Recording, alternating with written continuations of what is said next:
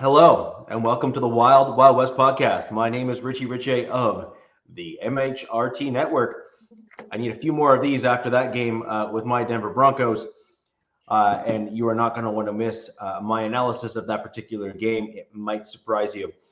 Over to this way, that way rather, is DZ representing his Los Angeles Chargers, who, for those of you who do not realize, they are now 3-0 and leading the division.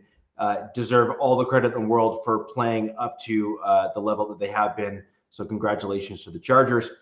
And down directly below, we have Monsieur Jack Kenna representing his Las Vegas Raiders. So without further ado, we are going to get right into our Week 3 recaps. And of course, as we always do on this show, we talk about our division games first. So DZ, you and I, we got some discussing to do. I'm going to throw over to you as the victor because, frankly, the winner should be able to kind of dictate the terms, if you will. So I will let you go ahead and discuss your win, and we'll get right into it. That was one hell of a game. It was a traditional, rock'em sock'em AFC West football game, and Broncos came into SoFi, pissed off after that, last minute walk-off field goal. And after this game, they must have been having deja vu. They probably are like, is this Groundhog Day? Like, what the hell's going on? Chargers squeaked out a win, 23-20. It was a battle, man. Like, absolute freaking battle. It started off as I kind of expected, like, hey, Chargers going to run their game plan, kind of get a feel for everything. And then it started, I think they had Chargers first. I think it was a field goal, right? Kicked off the scoring with a field goal. Yeah. Yeah. And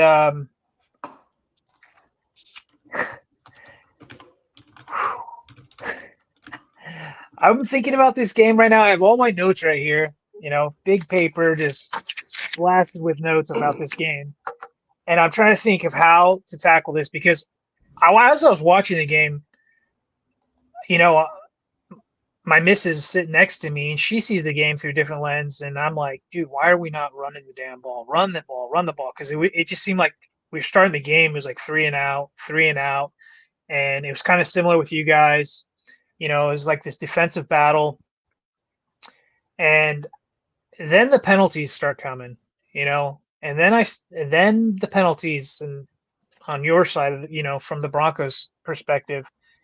And, we could be in the green room before the show started. We kind of talked about certain players I was going to talk about. Jack talked about Derwin James receiving a fine this week. And I told Richie, I think there's a guy on your team who should probably be receiving a fine. That would be Hufanga, in my opinion. And I'm kind of glad this is on a Wednesday because, man, I was kind of irate. And I was getting some vibes from the Broncos defense. I was getting these weird vibes. And I had to, pull myself away and think about it. I'm like, first of all, this defense is as good as it's been advertised coming into this game. And I felt like they were doing a little bit too much extra.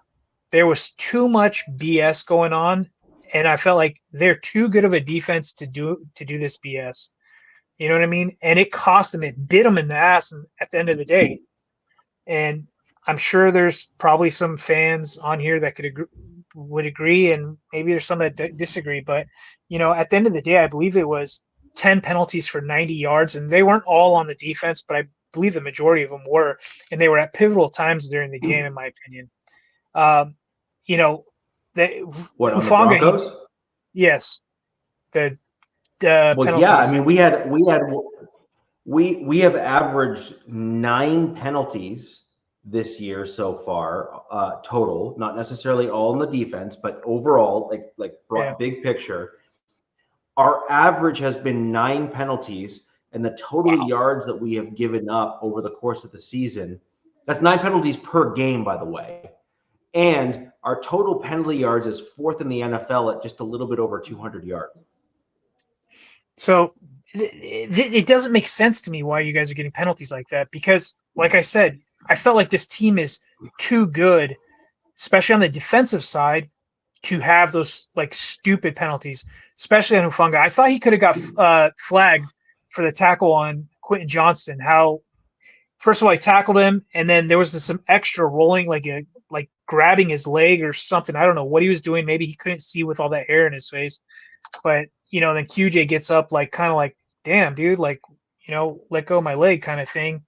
And, then there was the body slam with Keenan Allen later in the game after the play was done. I've seen that before. I've seen Derwin James do it to Travis Kelce, but it cost us at the end. It's a cool play to see, but then it costs you because that's 15 yards or for unnecessary roughness. But that being said, Herbert was absolutely harassed this whole damn game, man. It was painful to watch at times. It was just like, oh my God, kind of like one of those. It's just like that meme where you're just looking through your fingers because you're like, this is bad. And, credit to him, dude. He's a big guy. He's tough, dude. He hangs in the pocket, waits for his receivers to get open, checks his reads down. And I think it was 5 sacks by your defense on him. And I believe this is the most he's been hit in a game in the history of the NFL. His career history in NFL. Sorry, but I believe it was. I think he got hit 14 times or something like that. Probably something. Yeah, he was not enjoying his time. No, and then the thing about him, he's got this goofy look when he gets hit, gets back up. He's kind of got this like smile, and some people are like, "Oh, he's unfazed by it." I'm like, bullshit, man. That guy is just like, you motherfucker.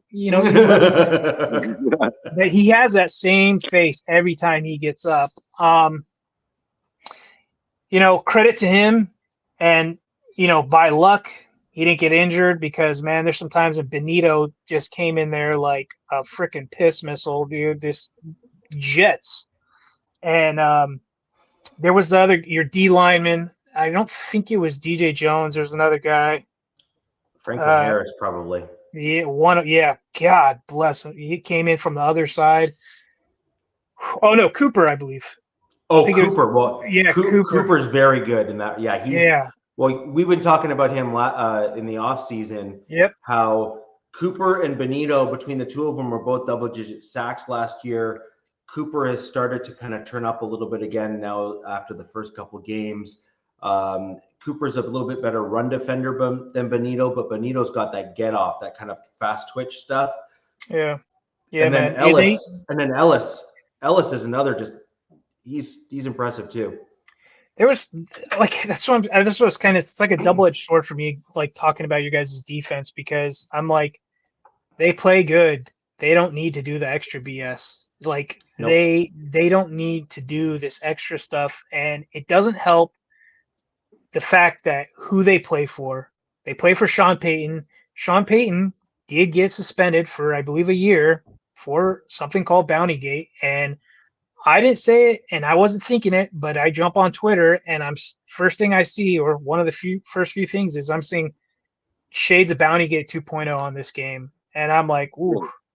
So I don't know if I necessarily saw that, but there was some stuff where I'm like, damn, dude, they're holding a lot. There's a lot of their DBs are holding a lot, and we've talked all off season, during the season, that their secondary is really good. They don't need to do this. And no.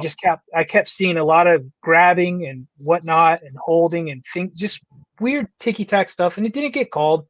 Not all of it gets called, but I'm like, it's kind of weird. So I'm wondering if Sean sees it or Vance sees it, and they try to address this and clean this up going forward, because I don't think this is the end for you guys by any means. I think you guys have other issues, and that's on the offensive side of the ball. And man, Cortland Sutton, Charger killer.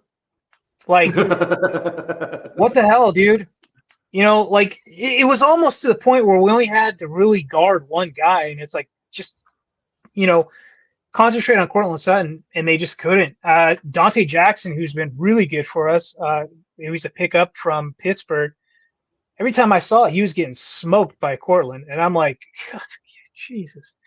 I mean, Cortland could have ended the game also at the end of the game. He could have, if he had that ball go right through his fingertips, and that was on Dante Jackson. And luckily for me as a Chargers fan, he didn't catch it. And then, shout out JK. He had a little... Hey, DZ, this is a question for both of you guys before you go on to, the running backs. You mentioned, under duress the whole game, but the one thing, I was so impressed with Keenan Allen when the play would break down. And I just feel like there's such a connection. That's why he scares me. And do you feel like, again, I saw him catch that, improvised, and he caught that, touchdown. Do you think because of like the connection, again, with like a Keenan Allen's is part of the reason for both of you why that kind of may have got more holding calls? That's possible, but that's a vet move. What Keenan did at the, you're on that touchdown. Since he's a vet, he sees the quarterback, running out of the pocket, and he's got a heads up play where he's like, okay, I got to make something happen. I got to get open because, sometimes, routes break down and say you're a young player or maybe just not a smart player. You're like, oh, that's it. I got nothing to do. Keenan's like, hey, I'm going to try to make something out of this. And he did. And he's got the hands for it. But it was a great throw because, I mean, I've seen that play like 20 times. They've got it in slow-mo, the sped up. And it was just like, I believe it was both. It was an interior guy, and I want to say Cooper, both coming at Herbert at the same time. Herbert has to step up. Benito's coming at him from the, where he's stepping up to, and throws his arm up. And I almost thought Benito was tipped the ball. And I don't know if he got fingertips on it, but that ball came out kind of wonky. But the good thing about Justin, he's got arm strength. He can flick the ball from anywhere. It's his size. He's 6'6", dude. I mean, the guy, he can flick it from anywhere. He doesn't have to, lean on throw from his back foot if he doesn't need to. And that was 25 yards down and got it through Keenan on Moss, by the way, which I'm sure Richie's going to want to talk about Moss. Stat I saw on him, he's the most targeted cornerback or second most targeted cornerback in the league right now. So I would think that Jahdae Barron's snaps might increase sooner than later. I'm not entirely sure, but he looks like he was getting picked on a little bit like Dante Jackson was on our side of the ball. There's another thing is it wasn't all good at all in this game. There was a lot of bad, but Becton, how a guy that's 6'8" or 6'7" gets a concussion, I have no freaking clue. So he got a concussion, got knocked out of this game. Pipkins, our right tackle, got his ankle jacked up or something, had to go in, get it wrapped up, comes back in and out, and then gets his eyes gouged out by a guy in your defense that's kind of, his last name starts with an O. I can't remember. He got his paws right in there, and I don't think he came back in. So that right side of that line was really hurting. And they put in Sawyer at right tackle, and then Deculus, a guy they picked up who actually did pretty well for the snaps that he was in there. Thank goodness. Well, there's Wazarike. Is that who you're thinking? I believe it was him. Yeah. So he's in a bit of a prove it year now to even show that he belongs actually on the roster. And he's one of the few guys on the D side of the Denver Broncos that is in that upper tier in terms of like the height weight combo on the team. He's one of the larger D linemen. He looked massive. Yeah, he's a massive looking human. Yeah. I'm going to give some shout outs to some players that I thought did really well, all in considering, how this game was. Cause, Jack, I don't think you watched the game, but, this game like in between the highlights, man, this game was a slugfest. It was just nasty. Salute Sacktown. What's up, Sacktown? This was Hampton's breakout game. Najee Harris went down. I posted before the show. I'm like, we're 3-0, but at what cost are we winning these games? It's like we're getting a starter. We're losing a starter almost every game. Najee Harris went down, tore his Achilles or however that goes, tears it, whatever. And which sucks because he was getting going, man. They're bringing him up gradually for these last 3 games, and he was starting to hit his stride. And that one really upset me. That one upset me that he got hurt, and I'm mad about it for a whole nother reason. I'm mad because this is a guy who played for Pittsburgh for 4 years, was healthy, never, 1,000-yard seasons for 4 years, practiced and played on grass in Pittsburgh, comes to LA, practices on grass, his first effing game in SoFi on turf, and this happens to his Achilles, and it just snaps like a rubber band. And Curse. You guys are cursing that for your it sucks, man. It sucks, and kind of a dick thing to say, but Herbert made a really slick move when that happened. Najee was right in front of him when it happened. Najee goes down kind of in the fetal position to grab his leg, and Herbert, can see it. He jumps over him, and I believe makes a throw to Quentin Johnson. I think it was Quentin Johnson. But, yeah, this is going to suck. But now that Najee went out, Omarion Hampton had to pick it up, and he had a game. He had 19 carries for 70 yards and a touchdown, 6 receptions for 59 yards. So 129 total yards for him. And that's so easy task to do, especially against this Broncos defense. So shout out to him. Looks like he's going to be carrying the bulk of the load going forward. Thanks, D-Rock. Yeah, man. He's a good guy. I mean, this is where the Chargers are cursed. Like, this guy has never had any issues. Comes to the Chargers, gets his eye almost blown out, and then pops his Achilles. Well, in fairness, those two things are not necessarily the same. Sure. Yeah. Dude acted like an idiot. Yeah. On the one hand, and totally fair to have some absolute well-deserved empathy. Yeah. On the Achilles side of things, right? Like, he really is that guy. So, and I kind of, not to get sidetracked, but the Achilles is like the one muscle these athletes have that it's kind of, there's only a few things you can do to strengthen it. There's a few exercises, and they're kind of overlooked. There are these really weird, they're like these really micro exercises. And, as we're seeing in the NFL, everybody's getting bigger, stronger, and faster, right? And they're playing on turf, which is a faster playing field, and you practice on grass, so there's some give. So I'm not to talk about the turf anymore, but that muscle is the one muscle that doesn't kind of go along with the rest of their body.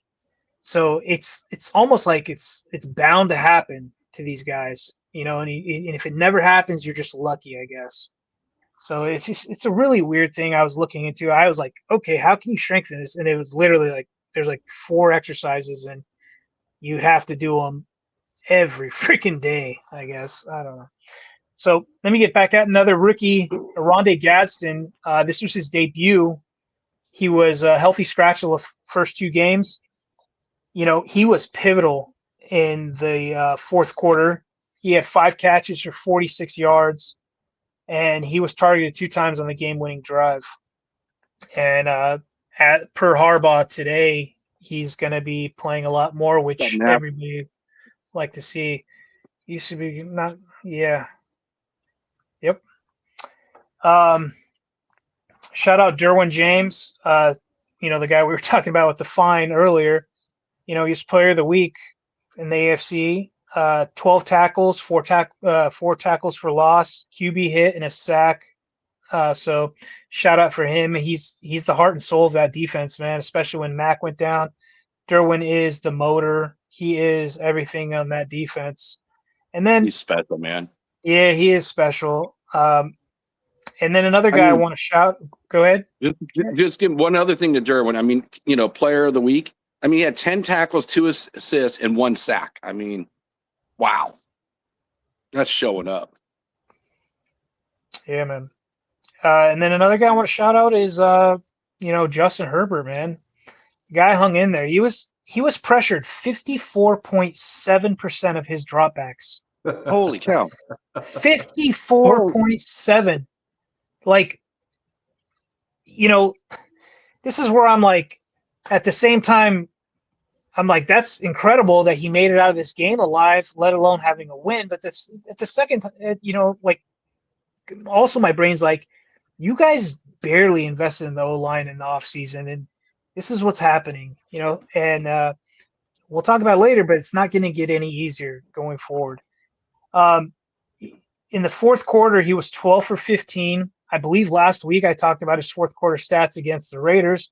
He was 12 for 15 in the fourth quarter, 123 yards, 1 touchdown, 9 first downs. He was the highest graded quarterback in the league in the fourth quarter this last week. And then, but he did have interception. I'm looking at, God, sometimes I can't read my own handwriting. Right, me too. Yeah. Sorry. He did have an interception. It was his first of the year. It was a great play by the Broncos. They that pocket collapsed. Somebody came up the middle, kind of like laying on his legs. He threw this ball. He shouldn't have thrown the ball. In hindsight's 2020. Looks like one of the DBs tipped it up.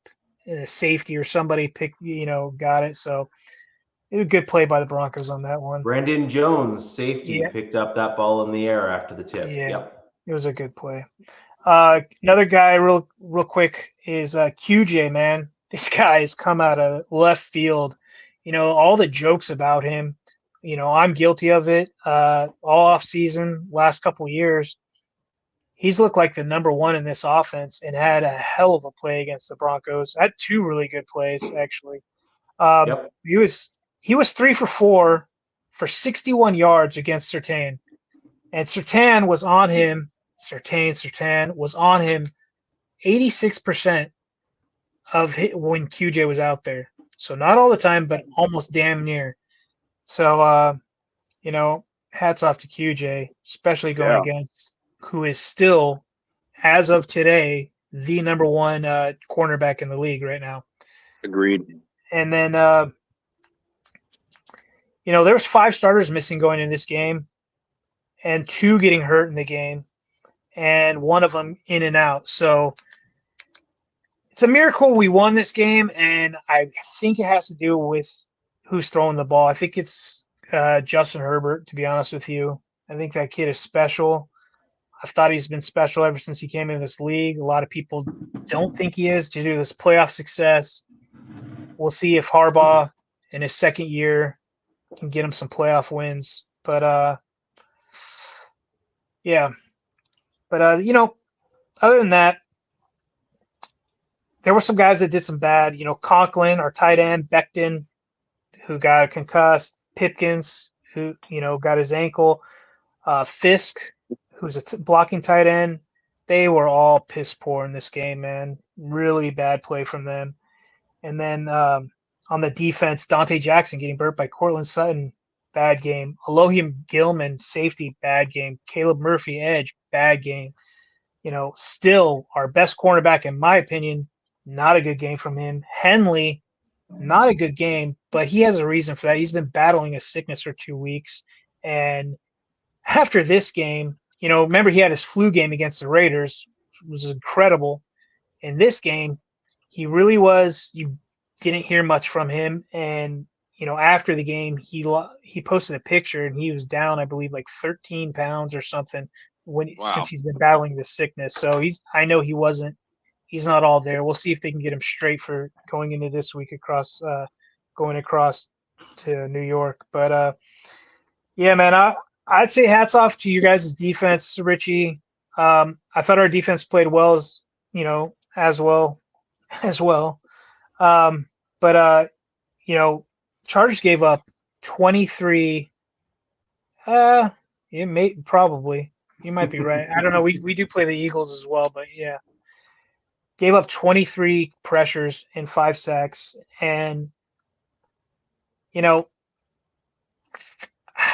it's like, what do you expect, in my opinion? Like, this is me talking to like the front office. Like, what do you guys expect? You're like playing with fire. You guys barely invested in this O-line coming into this, coming into the season. No offense to Andre James people, but he's a scrub. He was a throwaway for the Raiders. You pick him up. I was kind of excited about him. I shouldn't call him a scrub, but you know what I mean. I'm getting at, the only guy upgrade you do is Mekhi Becton, which is a great upgrade. And, there's other positions they didn't address. Our center position, one of them, being like nothing in the draft. So. Oh, you don't like Andre James? Well, I haven't seen him play, and guess what? There's a reason for it. Well, I was joking. Unfortunately, 3 of our starting O-linemen did not participate in practice today, and Andre James might be making his debut against the Giants, which will give me nightmares, to be honest with you, because I think the Giants' front 7 is just as good as the Broncos. I mean, they probably like toe-to-toe or neck-to-neck with how good they are. But yeah, man,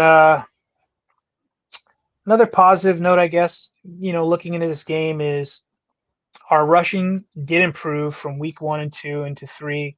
Nothing great, but, it was, EPA rush went from 32nd to 13th, and success rate went from 23rd to 14th. Mm-hmm. Nothing to write home about, but it's an improvement nonetheless. So I'm happy the run game's starting to improve, and I think that I give that all to Omari Hampton. But yeah, man, Jonathan Cooper, Nick Benito. I'm glad I don't have to see those guys anytime soon, to be honest. Like, it's you guys, I think, are our last game, week 18, I believe. And if all goes right, it's like we don't have to have some of our best players out there. But if this game comes down and means something, oh, dog, man, that's gonna be like Rocky. What was that? Where he fights? What's his name? Someone in the chat, give me that. Yeah, isn't that the Russian? Yeah, but he fights somebody twice. I think it was. Yeah, I think it was Creed. It's going to be like, Rocky versus Creed 2 or something like that, because it's going to be spicy. Mr. T, maybe. Yeah, but so I think this was an interesting game for my Broncos. I agree largely with what you're saying with regards to some of the extracurriculars. I was not impressed. Now, that being said, I actually think that some of the reason behind it is that the Broncos defense was kind of getting slandered, might be the wrong word, but they were certainly getting razzed about not having an aggressiveness to them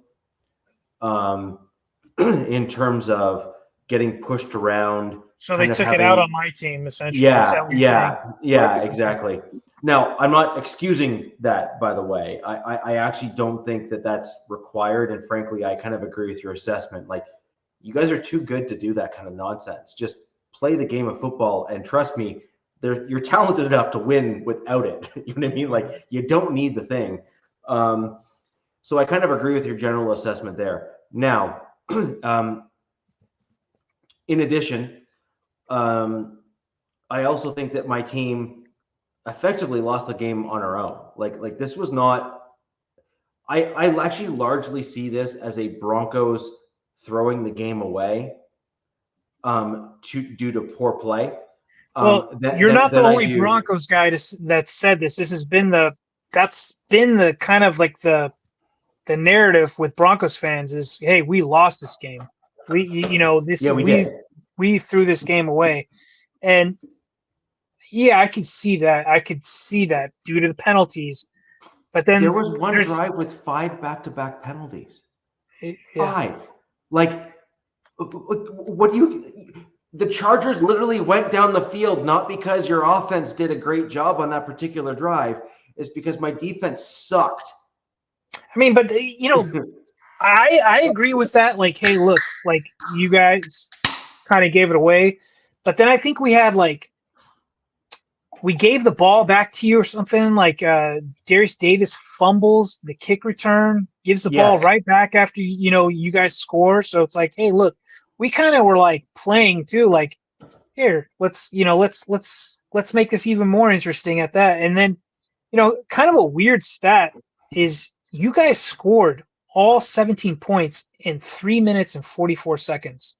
Correct. Wow, I didn't know that. That's big. Yeah, Crazy. it was 20. They scored 20 overall, but 17 points came in 3 minutes and 44 seconds. And I swear, man, when I saw my team come out after halftime, I was like, they look flat.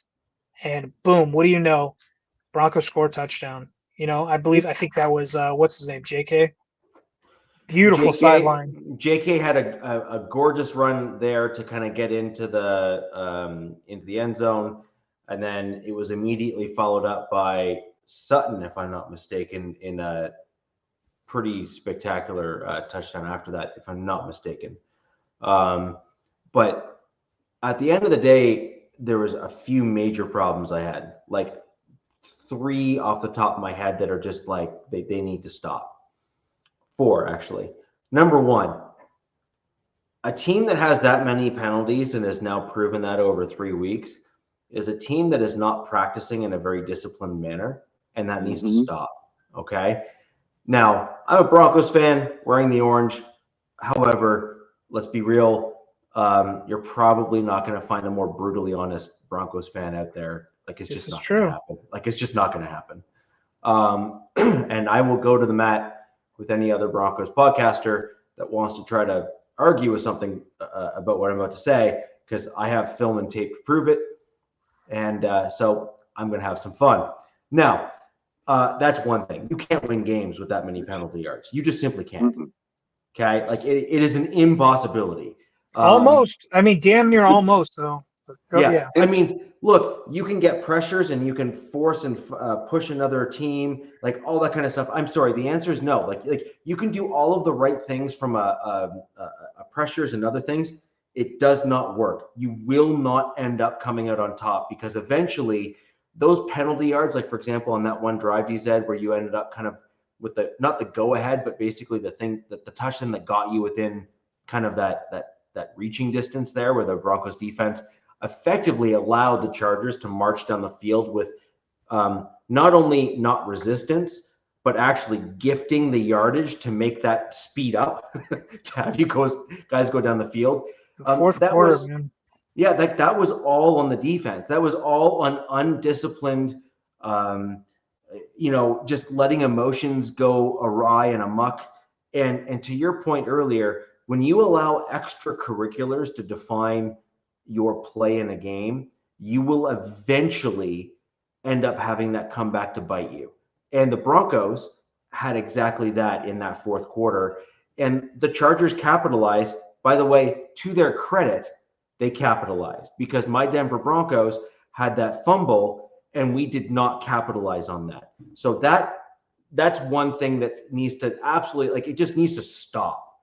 And so that's a Sean Payton coaching thing.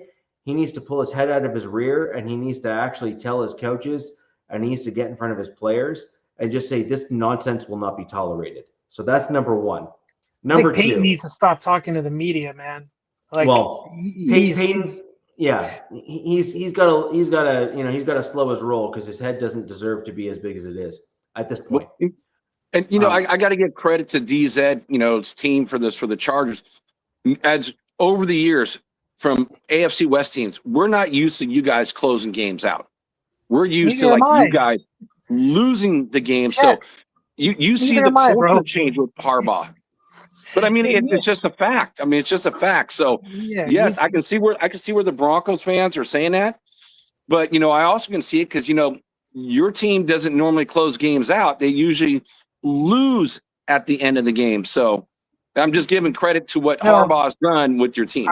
I see what you're saying. I agree with you. But yeah, man, I'm not used to it as well. So it's like 1,000% we should have lost that game. You know what I mean? But by the grace of whoever, we didn't. But I will say, Harbaugh is 14-6 with the Chargers since he's taken over. And Sean Payton is 19-19 with his Broncos since he's taken over. Now he did have Russell Wilson with him, so I'll give him some grace with Give him that. some slack, yeah. Yeah. Right now, I will give some grace to Sean Payton for his Russell Wilson year because he had that forced upon him, not by his own choice. Now he also $80 million, over the cap or whatever. Too. I don't even allow that to factor in because Sean Payton knew what he was getting into before he came here, and so therefore, as a result, he knew that there was the potential for an enormous dead cap. Now, who I am going to blame here is my number 2. Is I have some front office blame to go around with regards to my Denver Broncos. Number 2. All right. Now, here's the deal. We have injured linebacker who was supposed to be the upgrade in Greenlaw. When healthy, he is lights out. However, when you look at the player personnel that they are either allowing to play on the field or not allowing to play on the field, we are not seeing a robust linebacking core from my Denver Broncos where it could be. Singleton has struggled in certain games and certain scenarios, but I believe that is in large part because Strnad has shown over the course of this year that he has overcorrected for a lot of plays, but then had a few highlight reel plays as well. And so, unfortunately, too many Denver Broncos fans out there look at the highlights only and then say, what do you mean Strnad was great or wasn't great? And it's like, look at the highlights. I mean, he did so well. It's like, no, like there was like 90% of the other plays that were there, he either overcorrected, overshot, wasn't in the right lane discipline, wasn't where he needed to be. And then you have Alex Singleton, who I actually think is playing better this year than most Denver Broncos fans give him credit for, who is attempting to overcorrect for Strnad's missteps. And what I don't understand, to be quite honest, as a Denver Broncos fan, is why we are not seeing more Karene Reed or other linebackers out on the field who are thrown into the mix and on the field who are better linebackers. Like, just get a dude on the field who's got gap discipline at least and can stay in the lane where they're supposed to be, and you've immediately upgraded your inside linebacking core. It's almost like Strnad has some kind of like glossy photos of Vance Joseph and you won't remove him from the field. I don't understand, man. Like, VJ, just accept the loss and remove the idiot from the field and get someone else out there. Now, Singleton right now has had some challenges in coverage plays, okay, where he's had to actually cover guys in stride. However, Victory Lap, where I am going to push back on you a little bit, is look at the tape. Look at the film where Singleton has actually struggled. You're going to note that he overcorrects to try to basically make up the gap in the distance, or the difference rather, because he sees Strnad doing something stupid. And this isn't a lot of plays. This isn't just one or two. This is actually in quite a few plays that I've seen on film. And then the ball gets thrown to Singleton's guy. And then he's got to then backpedal to try to make up the gap in the difference. So this is the problem, is you need another linebacker besides Singleton who is not Strnad. You need a Karene Reed. You need a Lavelle Bailey. You need someone else who's more competent as a linebacker that can stay disciplined. And then you can start making some assessments on Alex Singleton. You need someone like that. It's important. Really, it's important. Front office bringing in a guy like Greenlaw, who's supposed to help fix the linebacking core. Well, he can't fix anything if he's on IR. Okay. And to make matters worse, he went on IR without even playing a darn snap of football. Okay. It was weird timing when they put him on IR too, Richie. And I've had that's happened in the Chargers teams in the past, like past seasons, where a guy will be inactive due to injury, and then they wait to put him on IR, and you're just like, what the? Why? But who knows what's going on in the back, in the front office, right? In the behind the scenes, because that could have been some sort of strategic move. You never know, but I can definitely see the frustration with Bronco fans and the whole Greenlaw situation. In addition to that, there's the tight end room. So again, it's another position that we have some guys that have some potential, but they're not seeing the field. Okay. So we had a dude who looked pretty good in preseason, who I thought would actually make for a good inline hybrid, kind of like maybe even replacement for Troutman at some point. Troutman had a major penalty in that game. He's had a few over the course of the season so far. At this point, as much as I like Troutman, generally speaking, at this stage he's starting to struggle. He's starting to have some plays where he's just not blocking and doing his job well. He's one of those guys that has the one or two plays that are highlight reel plays, and a lot of people like simply focus only on those. But then they miss the other inline blocking plays where he gets beaten like a drum. They miss the other stuff there that's just not good enough. And what I want to see, well, first off, I can't wait for Atkins to get back. That's my type of guy, like on the roster. He's like Wait, are you talking about the fullback? No. I love the fullback that we have on our roster right now. He just got called up or just got that guy's a beast. Prentice, right? Yeah. Okay. Yeah, that's my guy. Now, that's my dude on the roster, because back when we first brought him in as a UDFA, I wanted him on the 53-man roster. Like, this is back, like before he went even to New Orleans when Sean was there. Okay. And I wanted him on my Broncos 53-man roster. Instead, we went for a hybrid tight end who did not work out in Andrew Beck. You may know that name. He's with another team now in the league. He's doing okay, actually. But we went with Andrew Beck, and frankly, Prentice started killing it. Dude, killing it. Something just popped in my mind. Did we call? I feel like this show called something in the offseason, man. The reemergence of the running game. Like, sure, I'm kind of joking. I don't think we called it. I'm sure we probably did, DZ. I mean, you look at where we drafted our running backs this year. We drafted a lot of them high. It's a deep running back class, and we got a lot of them. And your boy went over from your squad over to Denver squad. So we thought there was going to be a lot more running going on than what it is. Well, in the offseason, we kind of talked. I'm like, I tried to get on Xander Horvath, who was a fullback for the Chargers. Come to find out, he's playing for the BC Lions, and he's a running back up there, and he did really well this last week. So good for him. That was probably the news, or why he couldn't come on weeks ago. He's probably still trying to get going. So he's playing up in Canada and doing really well. Sorry, which guy? Remember this?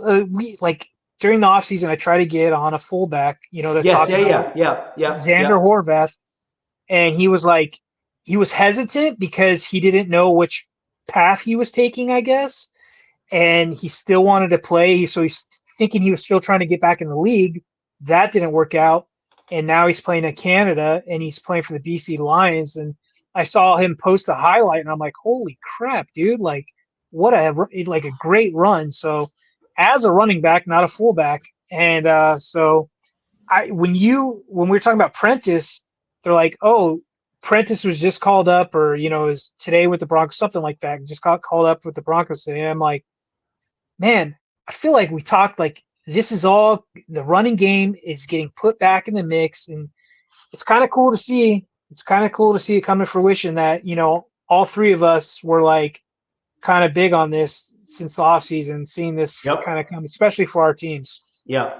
So inline blocking tight ends plays a huge role in the run game. They are the unsung heroes a lot of the times in the sealing of the edges and that sort of thing in run plays.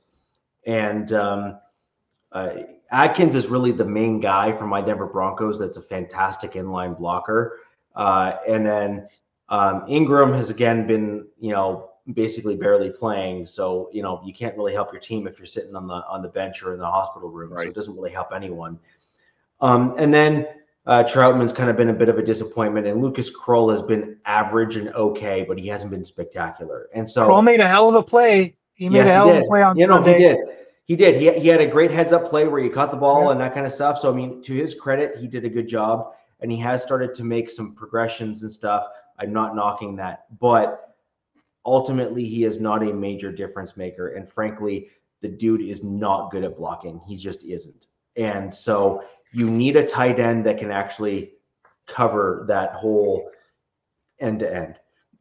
So as we look ahead, it hasn't happened since 2002, man. So I definitely had to put it on there. Yes. So my big issue is the front office they brought in guys, but they brought in injury-prone guys who had the potential of doing better, and they haven't. And so I think that we put too many eggs in one basket. I wanted to double down on running backs, for example. J.K. Dobbins had injury issues. I wanted to gut the entire running back room for my Denver Broncos and bring in J.K. Dobbins, bring in another running back, and then bring in another running back and just literally replace them all. And so I kind of wanted a similar thing with the tight end room. I wanted a similar thing with some of the linebackers on the defensive side and the interior defensive line, because those are the three major positions that are a huge issues for me. Now, that brings me to number 3. I've said it. Oh, no. You said it. You're going to have to jump in, Jack. I'm sure you've heard me say this too. Our center for the Denver Broncos. Okay. You're not the only Broncos fan. I've heard Wattenberg like 10 times, since the game. However, I would like some credit. Oh, yeah. Like, I've been on this for ever. Like, what, 2 years? Right. 3 years? I think we're all having that center issue. It was like Singleton and Wattenberg, but Singleton's, what you were saying was you think that he's been playing better, but man, I've seen Broncos fans are like, they want their heads on pikes, like with Wattenberg and Singleton. They want them out, done. You know what I mean? So my point here is Wattenberg has clearly hit a ceiling. He is not capable of doing what he needs to do. Like, he's just not. And if Sean Payton wants to have a successful season, we need to be able to run the football. Like, we just do. Like, you have to be able to run the football. I've said it before. Right. I will say it again. I will say it till I'm blue in the face, because it's the only way, in my opinion, that we're going to start to see change. You need to have a center and an offensive line that can run block first, because that is a mental mindset. That is the ability of a dude to just say, get out my way. Richie, easier said than done, man. No, I get it. I get it. But pass protection, for the most part, is often technique and can, for the most part, with rare exception, for the most part, be taught. Run blocking, though, is all mental almost. These guys are so big and so strong that they just need to have the mental mindset in order to move another guy off the ball. I feel like it's like the will. They got to have they have to have the will and the want and the desire and the drive and that kind of stuff. Yeah. And the thing is, you don't have that in Wattenberg. That dude's got to go. He needs to go sit the bench, and he needs to realize what he needs to do in order to win. While I'm still not a huge fan of Alex Forsyth, he at least is a run blocking center who has the mental mindset of, I'm going to move dude away from me, right? Like, I want that as a mental mindset, as a baseline. And you need that in the middle of the field. And then you can pair that with Quinn Miners, who has got that as a baseline of saying, oh, I'm going to throw the dude back 10 feet. Okay. Like, he's just that kind of guy. And then you have on the other right side, you have McGlinchey, who I have issues with in and of himself, but he is, generally speaking, a reasonably good run blocking right tackle. So that at least covers the entire kind of from the middle to the right-hand side of your offensive line to actually run block. Wouldn't that be a lovely change for the Denver Broncos? And then the only thing you then need to worry about is the left guard in Powers, who to his credit, has gotten better as the season has gone on, but is still not great.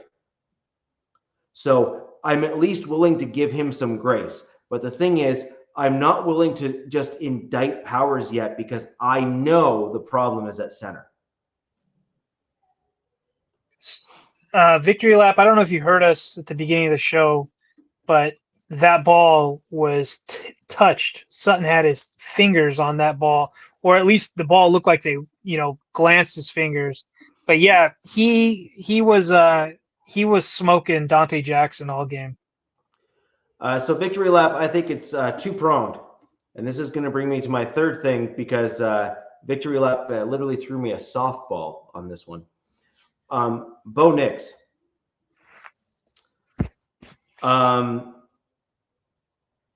That dude's got to get better like tomorrow. You mean like yesterday? I know this is going to be an unpopular opinion in Broncos country, generally speaking, because a lot of people are wanting to be subtle and polite. I missed that particular class growing up. Like that dude, I mean, I wanted to hit him in the head. Like I did. I just wanted to punch him in the face. He's like, I wanted to wake him up. Like he needed to be, he literally needed like the dad smack across at the back of the head. You did something really stupid and your dad came behind you and just gave you that whack. Like Richie, he needs one of those. He had like 2, maybe 3 balls that could have been picked. And luckily, my defenders don't have hands and couldn't catch them. But the thing I noticed about Bo, and you would think like it's like, dude, you got better as last season as the season went on, right?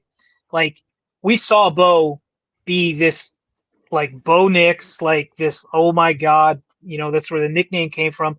And then he lit it on fire. And it's like, I'm like, he's literally trying to do that. It looks like this season, which, you cost your team games essentially. And ultimately things come, stack up and you can look at the offense and you can look at the defense and you'd be like, damn, dude, if Bo would have hit one of those guys, we could have been talking about us being, 2-1, yada, yada. But the thing I noticed about Bo watching him, not just highlights, just watching the game, is it's like he doesn't trust his O-line.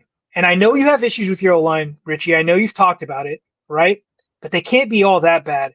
They're still graded super high. And yes, we have eyes. We talk about Wattenberg and things like that. But he wants to get out of the damn pocket for no freaking reason. And then it's like his read's not there. He looks at it's like he's still in college. One read's not there. Well, hey, this is what I see. This is what I see, and you can tell me where I'm wrong. Yeah. Hike up, snaps the ball. It's like he sees one. Oh, my first read's not there. I'm going to get out of the freaking pocket, not step up, or he comes out of the pocket, whichever way. He does pretty well on both sides. And then it's like he panics, and it's these off-script throws where he's throwing like he's 2 feet pointed this way, trying to throw the ball. It's just very hurried. Someone mentioned like something about happy feet or something there. Yeah, that's Navman said it a couple times, the happy feet. And you look at Bo, on third down, it's like he's just not having very much luck, in completing third downs. I mean, what, 2 for 13, against your Bulls? Nothing to do with luck. But something going on. I'm not saying luck like that, right, but I'm just saying right. When I'm saying he's not doing a good job, on third down, possessions. Correct. So correct. There's something going on, and I know the weapons. Look, Troy Franklin didn't have a game, right? I'm sure the Chargers wanted to take him away, considering the game he had the prior weeks. Sutton had, Sutton's a Charger killer, I guess, so that was his guy. But it was like, man, dude, like, in my opinion, me from an outsider looking in, Richie, you know better because this is your team. I was like, just trust your damn pocket, dude. Just trust your pocket. Check your reads. You know what I mean? But he wanted to get out, and I know we don't have the greatest pass rush, especially with Mac out. So that's just what I saw. And, I'm sure Broncos fans are frustrated just as much as you are with him. Not that he gave you jazz hands. So my my assessment of Bo is a little bit different. So Bo Nix has a bit of an issue with. I kind of agree. He's almost wanting to rush the throw a little bit because he's wanting to say, "I gotta go." But what his big issue actually is when he climbs the pocket, which, by the way, he actually has done a lot better this year than he did last year. So to his credit, he is in fact going out, but then using that space to kind of climb the pocket. And that's actually because of Wattenberg, by the way, because the center of the pocket isn't there. So what happens is that Wattenberg gets pushed backwards. So he doesn't have that arc, that clean pocket arc that you look at as like the perfect pocket. Yeah, Wattenberg doesn't give him that. So Bo is seeing the collapsing of the interior of the pocket and is thinking that he's going to have convergence coming between the A and the B, the A gap, right? The on the other side. So he's like, okay, this is not good. I need to get out so that I'm, got some extra time. Then he climbs the pocket. But then what Bo's issue is, and you can look at a bunch of throws on film, and it's literally the exact same every time. Bo is fantastic as an off-platform thrower of the football. Excellent. Truly is. Honestly and truly. Problem is, he intentionally does it rather than doing it when he absolutely needs to.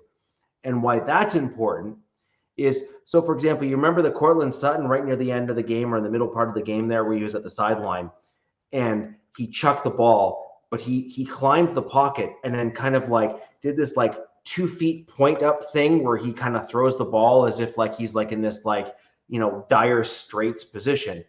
Except the problem was there was no one around him. So what he needed to do is he needed to plant his back foot, anchor his body, and then lean in to get that accurate throw, which he can do. He's a very accurate thrower of the football. Yeah. My issue with Bo isn't that I'm so frustrated with this kid because he has such potential and he's squandering it. He's not doing the right thing. He's got all this quarterback coaching stuff. He's met with Drew Brees. He's had all this other stuff. There's no way that Tom House and Drew Brees and even Peyton Manning, through trying to coach Bo Nix, haven't said, plant your damn feet. It's kind of funny you said Drew Brees because he was it was like a Drew Brees like game, like welcoming him. My favorite throw that Bo threw on Sunday was not anything deep, nothing. It was that throw he made under duress where he throws it to the side to J.K. Dobbins, and J.K. made a great catch. It was down low, but that was the like low one. Yep. But that was my favorite throw by Bo, and I'm sure there's others that are better. But that was a heads-up play. That was a smart play by him, and I think that's the touchdown. If I'm that not was the mistaken. touchdown play. Yeah, I think that was a touchdown. Yeah. And but that was great. It's just some of this other stuff I was watching from him, like, damn, dude, like, thank you for being like that. Yeah, you were making comments about the deep throws. So there was about 4 deep passes that were missed. And frankly, 3 of them were like you had no business missing the throw. Like zero business missing those throws. Which is weird. Sean must have called some sort of play, and he did on one of them that everybody bid on, which was a great play. It was like this. I wish I knew exactly, but I remember the whole defense bit like crazy. And I think that was a Sutton touchdown. Yes. I think that was the deep Sutton touchdown, but super, super uncharacteristic since the Chargers have had Jesse Minter to allow that many blown coverages. It was kind of bizarre, and I was like, you guys are lucky that none of these, or one out of probably 3 or 4, hit for touchdowns, because they were getting. This is not Chargers defense doesn't let these guys get behind, because you guys remember they run it too high, and it was really weird. It was really bizarre to watch, but they got out of it by the skin of their teeth. Well, I think there were certain plays where we were intentionally forcing your safeties to bite in the run looks. So you guys had certain plays, and by the way, that was definitely a Sean Payton move. Like something. Yeah, Sean Payton was recognizing how Minter likes to play the safety in the box in certain styles and looks, and I think he just basically capitalized on that. But again, this gets right back to Bo Nix. And again, I think he has the potential to be that guy for my team. The problem is he needs to stop the nonsense. He needs to anchor his feet. He needs to square his shoulders, and he needs to properly throw the ball when he's throwing those passes.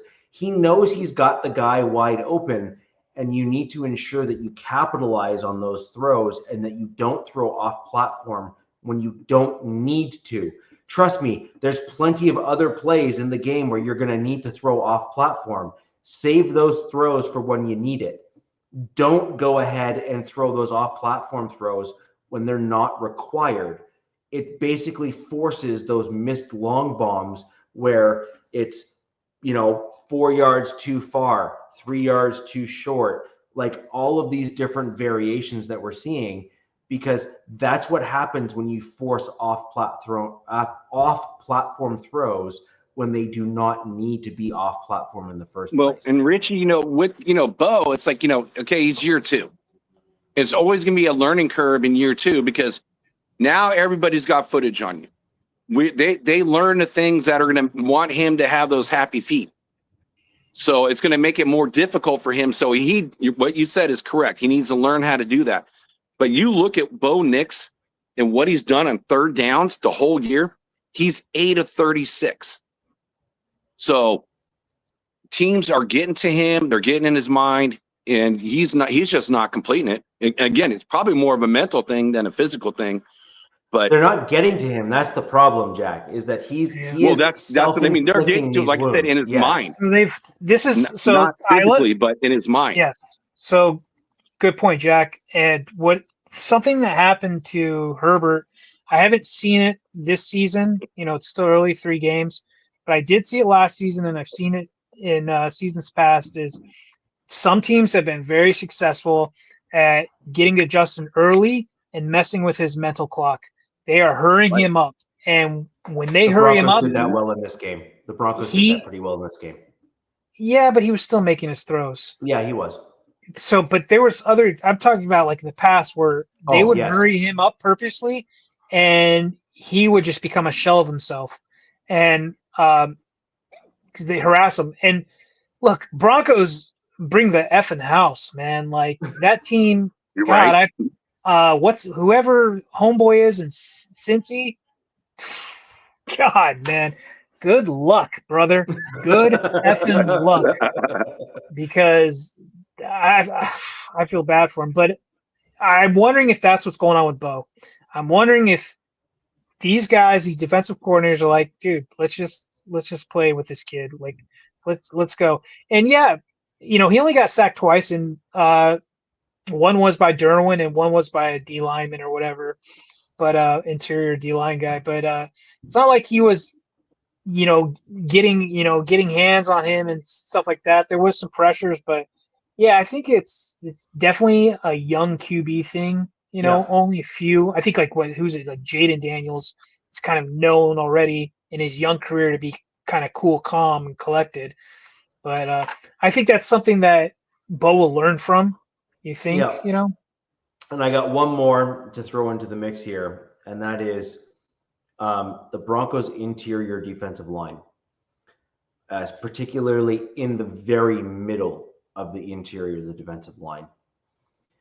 One of the challenges that my Broncos have right now is that they don't have the big bodies that can also get pressure on the quarterback in the very interior. Now, this game was a bit of an exception, but not much, because Amarian Hampton was able to get 70 yards rushing, which kind of proves my point here. You don't get 70 yards rushing running through a 300-pound interior defensive lineman.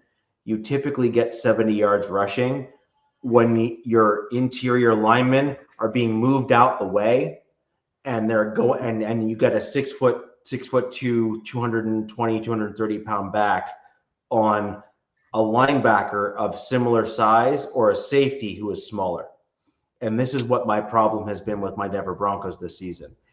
It is completely and readily apparent to me that we have a size, speed, rush combination trifecta in the very middle of the defensive line. It needs to be fixed, and it needs to be fixed fast if the Broncos want to have a successful in any form of success in the NFL. Richie, it feels like your team was designed that way on purpose. Right. To be fast and quick. I mean, yeah. Look at you look at the Broncos, record in I know what sacks you was want. last year in 2024 with 63 sacks, and the next best team was 1984 with 57 sacks. So you kind of almost think it would be even better this year, and getting a John Day Barron, to help out on the back end. So even there's more time for these linebackers to get in there. Nope. And this is what I said. That's all the way off-season. it felt like coming into the season. Nope. This is what I've said all off season, and it's showing true again. I'm honestly, I would love to be wrong. We'll just put that. I would actually love. In this case, I'm glad you're right. No, I'm sure you are. I would love to be wrong, and this is why. You cannot have a running back as his first point of being touched to be against the second or third level of your defense. You will fail every time. And this is what the problem is with my Denver Broncos that's happening this season, and it's being magnified based on the amount of we've been rushed on. So look at what we have right now. So we have, as a team, we have the Chargers having rushed on us for 106 yards.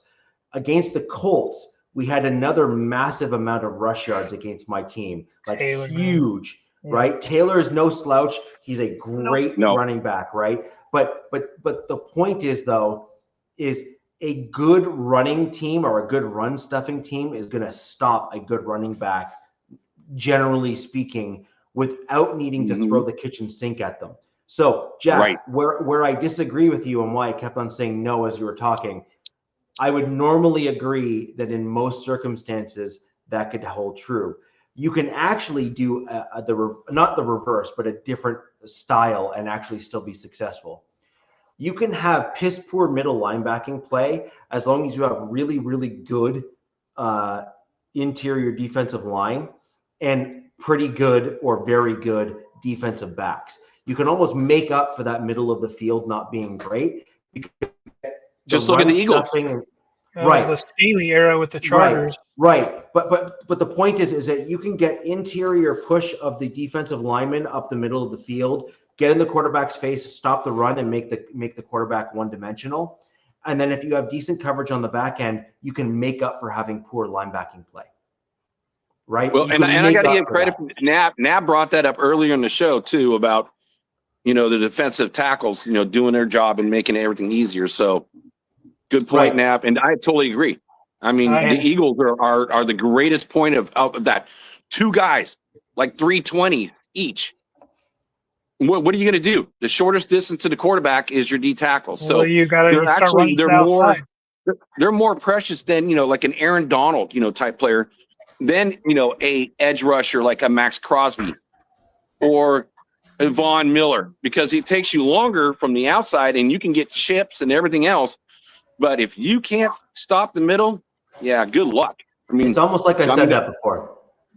Right? Yeah, a couple times. Sure, you have. But I was just saying about your edge rushers when it just in the way of the sacks. I just expected more sacks coming from your team so far this year, and not talking about the run, but just more sacks. Just because I felt like your team would have more time when teams are in passing downs because of getting guys like Jonte Barron out there and getting the safety from the Niners. So when you're putting teams in third down position and you're pinning your ears back, I'm like, deadly. That's why I said your team is going to have the second best defense in the entire NFL. That has worked, but the problem is that we need a interior. You need to get him a third down. Lineman. No, we on need a passing play. No, we need an interior defensive lineman that has the ability of getting through the line of scrimmage. DJ Jones has actually improved as the season has gone on. Yeah, he looked good to me, man. However, you need another guy who is physically bigger that can do the same things. DJ Jones has the ability to kind of. That sounds like a first-round pick, though. Almost. Why do you think I said I wanted to spend a first-round pick on an interior defensive Well, lineman? I'm just saying that's a first-round pick right there, dude. Like, big, fast. If anything, I am consistent. Sure. Okay, like. So the short answer is yes. Peyton's team is gonna have your hair. You're gonna get even grayer with it then, I guess, because to me, I look at that team and it's just it's a fast team. They're built for speed. They're like. I know you're not a fan. Sideline. Kind of a fun stat is in this order: Bulls, Alt, Miller. The top 3 tackles in the league with pressure Bowles rates. is number 1? Garrett Bowles. Holy cow. I would have never guessed that. Isn't that? I would have said Alt number 1, Miller, then I never thought Bowles was that good. I mean, I thought he's good, but I never thought he would be number 1 in the NFL, that's for sure. I thought that was pretty interesting because, it's all 3 of our teams in here. And I was like, damn. It's pretty cool. Bulls this season, to his credit, has played fairly well, and most of the pressures have not come. So where the left tackle is typically dinged is when the guy goes around the outside, and Bulls has typically not been that guy this year. To his credit, right? To his credit. However, Powers, because he has had the weak links this year for my team. And the guard, which is the left guard beside Bulls on the inside of him, Powers has been the target. Powers has been the guy that they're going up against to try to push out the way. And so it's, in some regards, it's actually a little bit like Surtain and Riley Moss, which you brought up earlier. Yeah. No one wants to throw against Surtain. It is not going to end well for the most part. It was kind of weird. It's almost like Justin. There were times that he was targeting Surtain with other receivers and it wasn't working. But I'm like, during the game, like I kept checking in on one of my chats, and I was like, what is he doing? Like, leave him the hell alone. Like, stay away from him. Stop throwing towards that guy. No, don't do it. But not to get down on the Broncos, but there was another fun stat I found.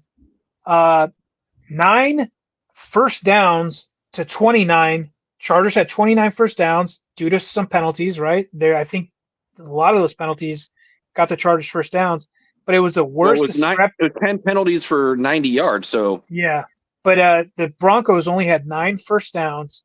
It was the worst discrepancy in 59 years for the Broncos. And they still had a chance. They still had a chance to win because I guess 59 years ago they got blown out like 40 to 7 or something, whatever it was. But that stat was kind of weird to look at. And that's what happens with the passing league, right? Yeah. So when you have so for example, back then the run game was absolutely king, for sure, absolutely. And so what you ended up with back then, if you had that kind of a penalty discrepancy between A and B, you were never it wasn't even close. You were done. That's why I was screaming, "Run the damn ball!" Yeah. At the start of the game, there was a few drives where they went out there and threw the ball 3 times and 3 and out, and I'm like, "What are you doing? Run the ball! Run the ball!" And they just wouldn't run the ball. But I don't know. So, I do have one last question for you, Richie. Because the Raider Nation, when he first came out, Miller, when he first came out, the first year he gave up, 10, 12 sacks. And then finally, turned into a consistent, left tackle. Yep. We used to call Bulls for holes because it was a hole in his game and you can just get by him. When did that kind of change? Is this because I've never kind of noticed that before? Again, I don't get the opportunity to watch a lot of Broncos games because I don't get them out here in California. It hasn't. No. So what you're seeing this year, Jack, as I tried to allude to earlier, is Powers has regressed big time. And that is in large part because my Denver Broncos are trying to revert back to our roots and plays outside zone. So we're trying to get that motion back that you were used to seeing from like the John Elway era and even the Gary Kubiak era in the 2015 Broncos and stuff, where you saw the outside zone running blocking scheme or just blocking scheme in general. Mm-hmm. And so the short answer is he hasn't. This is abnormal for Garrett Bowles. Normally what happens with Garrett Bowles is that he is known as Garrett Holds for a reason, because he struggles.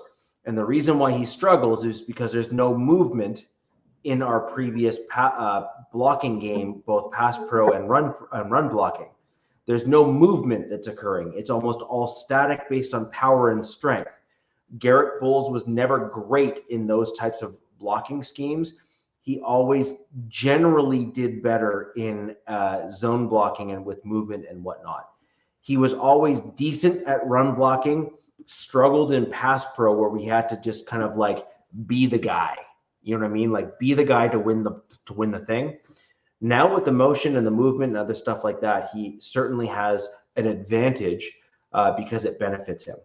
Now, I think that there will be some exposure occurring as time progresses, but we shall see. At this point of the season, though, Jack, this is definitely abnormal for Garrett Bowles to be in the position where he is now, where statistically speaking and objectively speaking, when you kind of overall look at what he's doing, he is not the guy that's being targeted because he is not the weak link. It is Powers and Wattenberg, which is why you're seeing the pressure come from the left-hand side and the middle. So Wattenberg being center and then Powers being the left guard. Interesting. And so those would be the large interior defensive linemen and or inside stunts from the defensive ends, where you'd end up with the guys coming from the outside spinning to the inside. I think, frankly, I expect to see Graham and Minter continue with those types of plays against my Denver Broncos, because those are your weak links, your center and your guard and Powers. And you know who's going to be brutal at doing that to us, and we could actually lose a game or two, is the Chiefs. Their defensive coordinator is just too smart. He does that crap all the time. That's actually how the Broncos have lost most of our games. If you actually look back at our Chiefs games and the Broncos and Chiefs played, for the most part, they always came down to like one score or like 4 points or something along those lines. And it almost always came down to, if you're actually being objective about it, where the defensive line of the Chiefs always were able to completely overpower that interior of the offensive line of the Denver Broncos. Richie, I have a question, and just one more before we move on, I guess. Yeah. Something else I kind of noticed about the Broncos, since this is Broncos, Chargers, and then is, how do you feel about your rookie class, this 2025 rookie class? RJ Harvey has got a lot to learn, but I think he's going to eventually get there. So I guess I'm okay. And also J.K. Dobbins, it's hard to ignore that he is an absolute stud at the running back position. He just is. But at the same time, you kind of also know you're not going to get a full 17 games from him. And so the point here is, let Dobbins go out and show the young rookie how to do it properly. Sure. And then you start then working RJ Harvey like more. Get your money's worth, right? Yeah, exactly. Exactly. And then in terms of rookie classes and stuff, I said this actually in the onset of the offseason, where I said Jahdae Barron was a great guy and a great draft pick and everything, and I actually don't think we're going to regret it as the Denver Broncos. But Jaquan McMillan is legit. He is a top-tier cornerback in the slot in the NFL for sure. I think Jahdae didn't have as many snaps in this game as I thought he would, if I'm not mistaken. If I looked at the snap counts. Right, and that's because McMillan probably is still that much better. Like this is what so many people don't understand is McMillan is like upper tier. Like he could, in theory, actually warrant like a first or second round pick. Like he is that good at the interior in the slot. And so I actually wonder if Jade Barron, they might be trying to work him into maybe look at rotating in and out with Moss a little bit, to get Moss and keep him fresh so that they can get better coverage and stuff like that, because Moss is definitely getting targeted hard. He's getting picked on. He is absolutely the most he is. And by and large, to his credit, based on the number of targets, he's actually doing pretty well. Right. It's because there's not that many weak but the points on thing your is, defense. no, but by and large, he's doing well. But like you just, the point is if you're getting like 60% of the targets or something like that, like at some point you're gonna end up giving up a couple plays. You know what I mean? And that's really what's happening to Riley Moss here, is that he's not awful. He's just getting picked on because Pat Surtain is like, you just don't throw to him. Like that is just not smart. And so Well, that's a given. like that's just not smart, and it's not going to work. And so you're then left with the slot or the safeties. And the short answer is our Denver Broncos safeties, Hufanga and Jones, are top tier, like tippity top tier in the NFL. Both of them. Like Jones is totally underrated in my opinion in the NFL. Most people do not give him credit. He is that damn good. Like he is very, very good. And Hufanga has been the one bright spot in the Denver Broncos. Hufanga gives me shades of Palomalu. Like Yeah. I know, Yeah. and it's kind of like, Well, I want kind of like- my Palomalu to be the Palomalu like his uncle. well, Let's get going, Palomalu. no, Palomalu too was. I saw that too, and it's kind of like, it's kind of stupid to say it's because it's very what's that term I'm looking for? Cliche, because they're all Pacific Islanders. But Yeah. damn, dude, these guys play like they've got a fire under their asses. Yeah. They And do.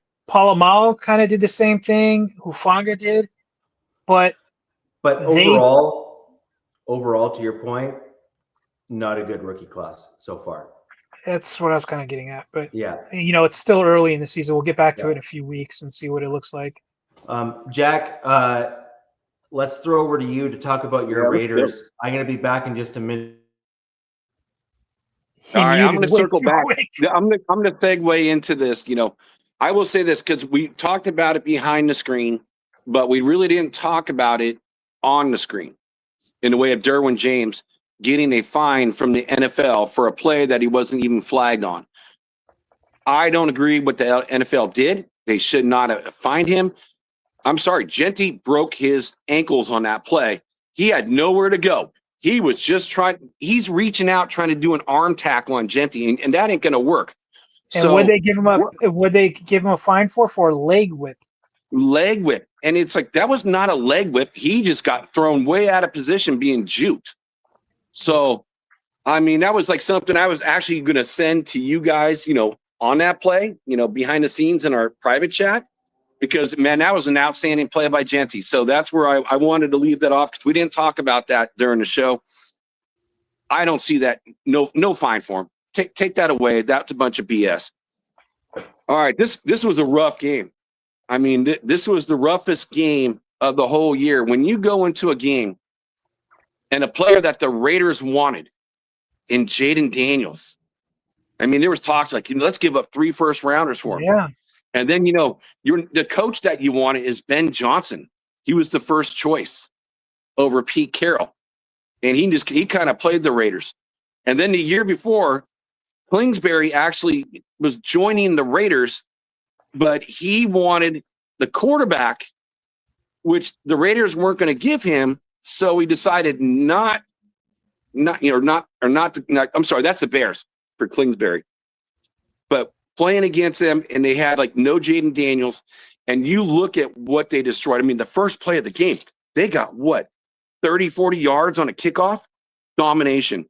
All 3 phases of the game, it was bad. I mean, they've had the most first half, yards since 2010, 257 yards. There was not one phase of that game that was good. So I'm going to start off one thing that was good, or actually three things, three players that I'm going to tip my hat to, because you know what? There's not much, that actually was positive in this game. And, number one was Trey Tucker. 8 catches, 145 yards, 18.1, 3 TDs. Yeah, he was a dog. Career game for the kid. I'm so glad for him. He was taking advantage of the mismatches and so forth. And, if you would have said that, and, Geno Smith, 19 of 29, 289 and 3 TDs, you'd be like, okay, that sounds pretty good. And then you get Max Crosby, 4 tackles, 3 assists, 1 sack. Okay, you're like, wow, okay, this is sounding pretty good. But that was it. No one else did anything. So I'm going to go back to what I've been talking about. Brought this up last week.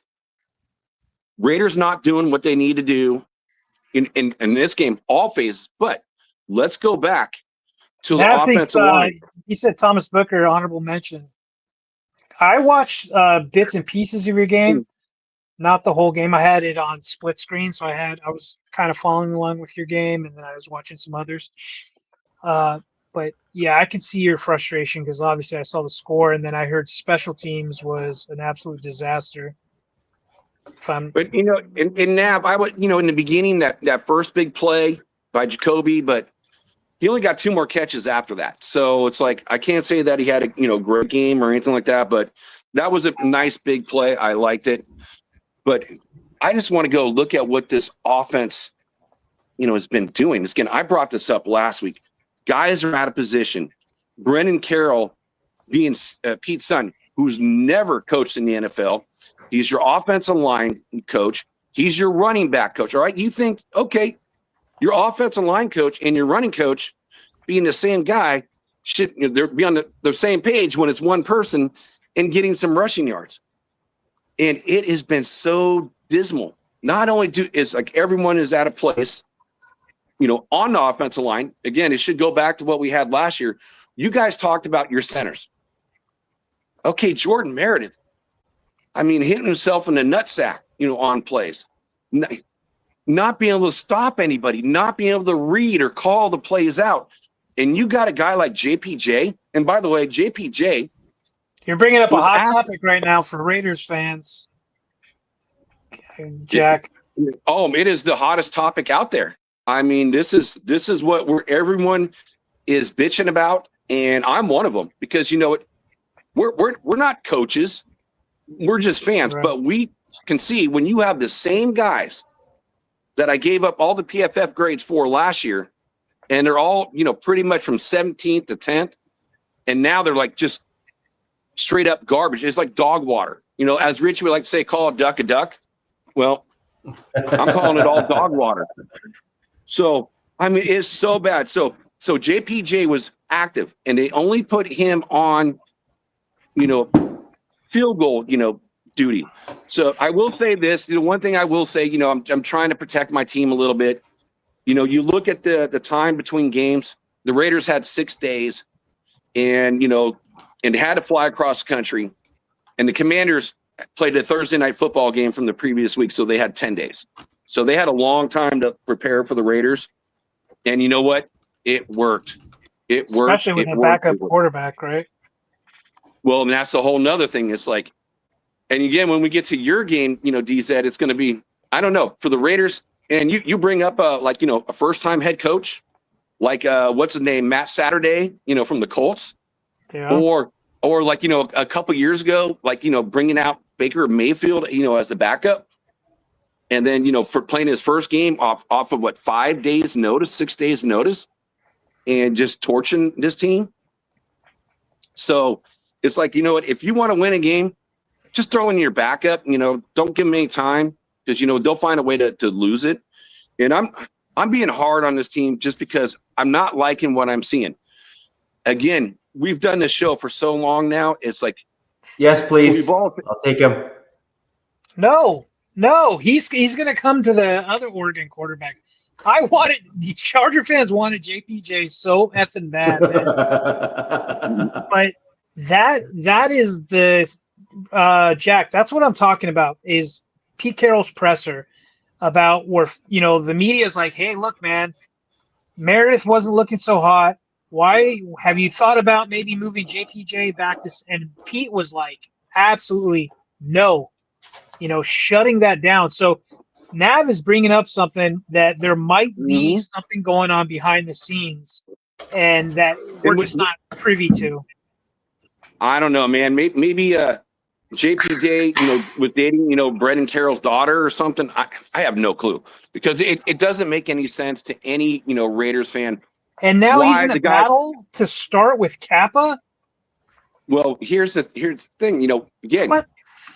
Coming off, his concussion, and I can see it. Maybe you want to be safe with them, but the whole offseason is like, they're like, okay, we're not sure. Well, why are you doing the switch ups on any of these guys in the first place? Makes no sense in the world.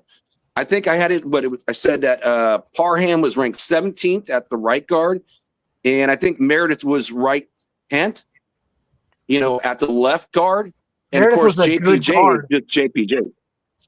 Well, they moved him over to center because they felt he's light in the ass, and they put JPJ over on the right side, which doesn't make any sense. So I don't know what the dysfunction is, but there is definitely some dysfunction.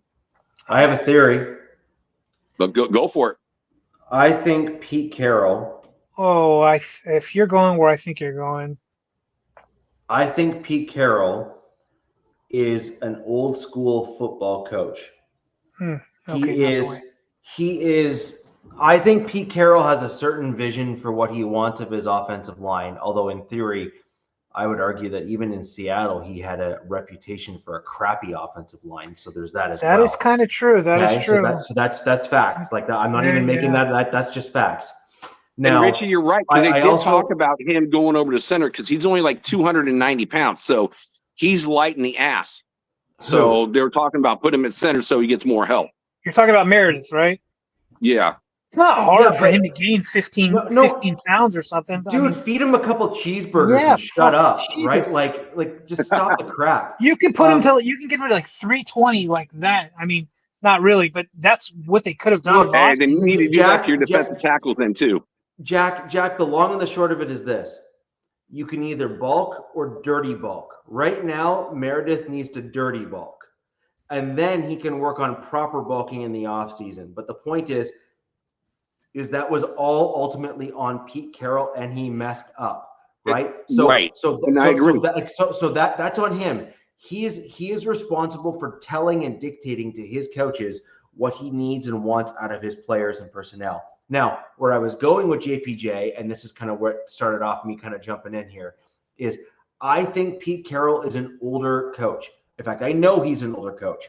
So therefore, he has a little bit of an old school mentality in terms of how he wants his players to be, et cetera, et cetera. JPJ is, we'll call it slightly opinionated. Of an older generation, like Pete is, they don't like opinionated. They want a dude to come in, sit down, and shut up and do their job. They want yes, man. Yes, sir. They want yes, man. Yes, sir. Yes, I got it. No problem. Blah, blah, blah. This, that, and the third. I'm getting the impression that JPJ is looking at some of the things on the team and saying, I think, and then Pete Carroll is probably saying, you're not paid to think. Shut up. Yeah. Yeah, I don't know. I don't know. There's definitely a disconnect.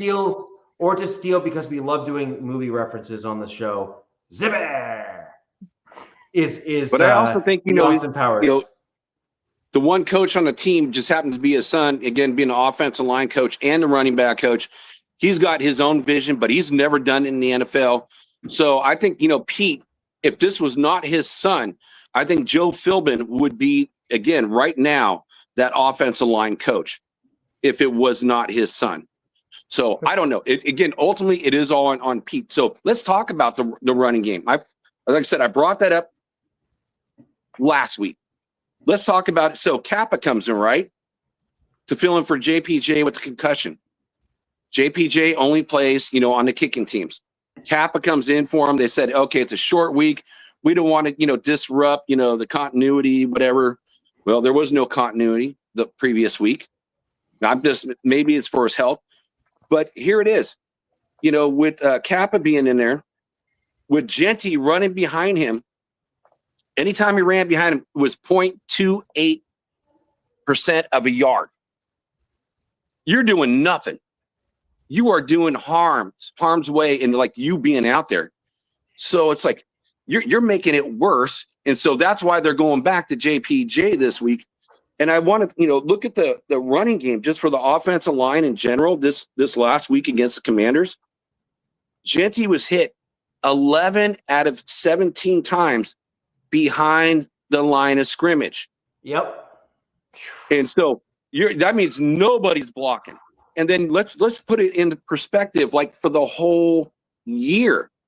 So 57%, 27 out of the 47 times he's rushed the ball, he's gained 140. He had 144 yards, but 145 of those are after contact. Yeah. Think about that for a half a second. That's a nuts stat, man. Jack, real quick, to be fair, with the Raiders going into Landover to play the Commanders, going into your game, the Commanders were the 5th-ranked D-line. They're no longer the 5th-ranked D-line, so there's probably some of that, with a jumbled O-line going against a D-line that was really good. So there's, it was just bound to create some havoc. There's no doubt about that. But everyone's created havoc. Your team created havoc. There hasn't been a game this year where the other team hasn't created havoc because you know what? There's the communication's not there. So again, that's why I brought this up. It's like you got to have the communication between all these guys to be a oiled machine to function as one in order to be successful. What's up, Ardo? And actually, you know what? Pause for a half a second on that. I just wanted to do this because I usually do this before I segue into my stuff. So Jack G, D-Rock, Jared Ross, Nabman, Sacktown, Vic, Broncos for Life, Robert Pena, Ed Winchell, Furpo, Chewy, Movell, Sharif, and Ardell. Salute all you brothers, dude. I'm glad you guys are all here. Where were they last week? Missed the Raider guys last week. Welcome back, I think guys. Cap had a show at the same time, if I'm correct. So something. Because I broadcast on his channel, so I don't know how that works. But let's going back to this offensive line talk. This is just how bad it is. So Gino, we go to Gino. You look at his attempts. So he had, again, it's one of the positive spots. 29 attempts, 19 to 29, 289, 3 touchdowns. So last week, 28 pressures on 29 attempts. Yeah. And that's not even, so every single time, it doesn't matter if you're in the run, you're in the pass block. This offensive line is dismal. And, when you asked the question to Richie about, the rookies, I'm glad you brought that up. Because I look at this, again, this is what coming from Pete. Again, both our third round, our tackle, our guard were inactive. Our defensive tackles we got in the 4th and 6th round, inactive. Our first round pick, again, he's getting smoked and stuff because I don't think it's his fault at all. He improved every single week. So when we get to the next game, I'll talk about that. Jack Besh rarely played. I think he had 1 catch for 10 yards. Let me look here. For this game, it's like he didn't do anything either. It's like they barely put him. Yeah, 1 catch for 10 yards. Barely plays. Porter has not played a single down. He plays on special teams, and that's, our other 3rd round pick. So in the way of everyone crowning Spytek as this great general manager, I'm sorry, right now I'm looking at Telesco as a better general manager in the way of drafting players because they actually are playing. And, with the offensive line being so bad, and Pete said this week, those guys are not ready. What do you mean? They're 3rd round picks. If your offensive line is that dismal, what do you really have to lose? Because are they really going to be any worse? Careful what you wish probably for. Not. Careful what you wish no, for. I know, but I'm just saying it's like you want to see something different because it is so dismal. I mean, I've talked about this 3 weeks in a row for every single week. I'm getting sick and tired of talking about the Raiders offensive line just being that poor on run blocking, pass blocking, and getting nothing done. Hey, what's up, Cap? And then what I was going to say, and even this week for the first time in Glaze actually did poor too. And what is kind of interesting is that there was like somebody who's a college, I think of tight end, and talking about the hash marks and going, oh, in college, the hash marks are 4 yards further apart. So you're getting more space to run these plays. And, in the pros, you got 4 feet less. Well, you're getting everything's going to be tighter windows and so forth, for your offensive coordinator. So it's like, man, it's just a combination. I feel like all these things, the pieces of the puzzle just are not fitting there. I was really surprised, in the way of our run defense against the Commanders. Their rookie looked great. I was like, wow, this kid is like moving the rock. I never would have thought, we know they're going to run because, you got to look at who their quarterback is, and he's a backup. And like I said last week, in the way of Mariota, his last game was week 13 of 2022. So, he's going to run. He's not going to throw as much as you can. So, I don't know. And they couldn't stop the run either. They gave Jack, up 2. Hold on real quick on that. I don't know why you're so surprised about the Commanders running back there. Both DZ and I both called that out last show. That dude is legit. He is no slouch. He is the reason why they got rid of, was his name Robinson, if I'm not mistaken, in the offseason. The Commanders got rid of their kind of bell cow in favor of that rookie there that you're talking about. That guy is going to do things in the league, in my opinion. And Jakrowski Merritt, they call him Bill. Exactly. And you saw it firsthand, right? You saw what that kid can do. I did. Yeah, he's legit. He is. Has a 7th round pick too, which is wild. Well, he is wild. I look at his vibes of the KC guy. Thor? No. No. No. Their lead back now. Pacheco. He was a 7th rounder. No, Pacheco was a 7th rounder too. But Chiefs fans aren't really too thrilled with Pacheco right now. Ever since he broke his leg, it's like he's kind of lost a step. He's not the same Pacheco. We'll see if it comes back, but it's a different story now. Yeah. And again, I was kind of surprised because, again, going against, DZ's team in the way of Mario Hampton and being able to play a decent job. And, Mario Hampton is like one of my favorite running backs coming out of this draft. I thought about, man, let's try to get an offensive lineman early and then, try to get Hampton or move up to get Hampton in the first round was kind of a thought process for me. So seeing that, I'm going, and you're going against the run. I'm sorry, DZ. Sorry for interrupting. I thought you were going to get Membu. I thought that was totally new coach coming in, probably want to bolster the lines. But I could see why they don't pass up on Genty because there was so much hype. And look, dude, it's 3 weeks. This kid's obviously special still. It's just, we're seeing the stats with the yards after contact, right, Jack? Right. That's a special stat. He just needs somebody, he just needs the stuff up front, you know what I mean? And once they work that out, but obviously I'm not a coach, but in my opinion, it's that's where JPJ going back to center would come in handy. That would kind of help work that out, but there's obviously something going on, like Nav and everybody else has said that is not working out.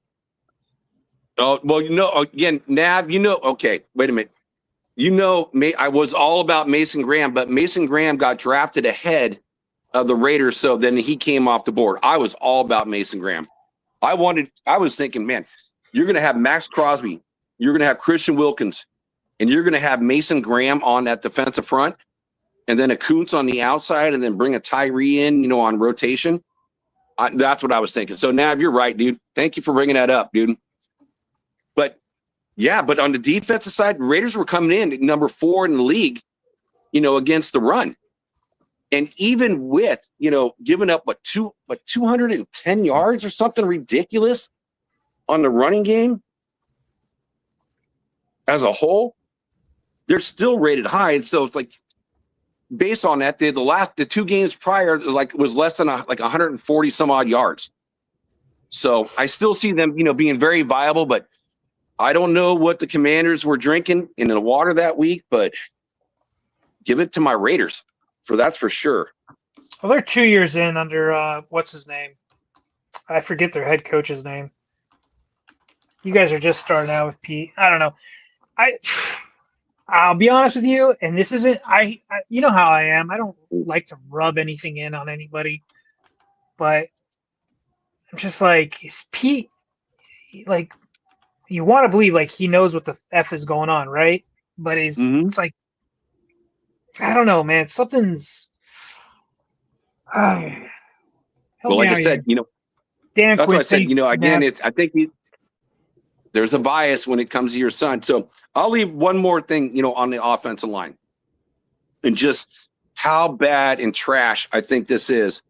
It's dog water, and I just hope they spend free agent money next year on the offensive line and draft early and often.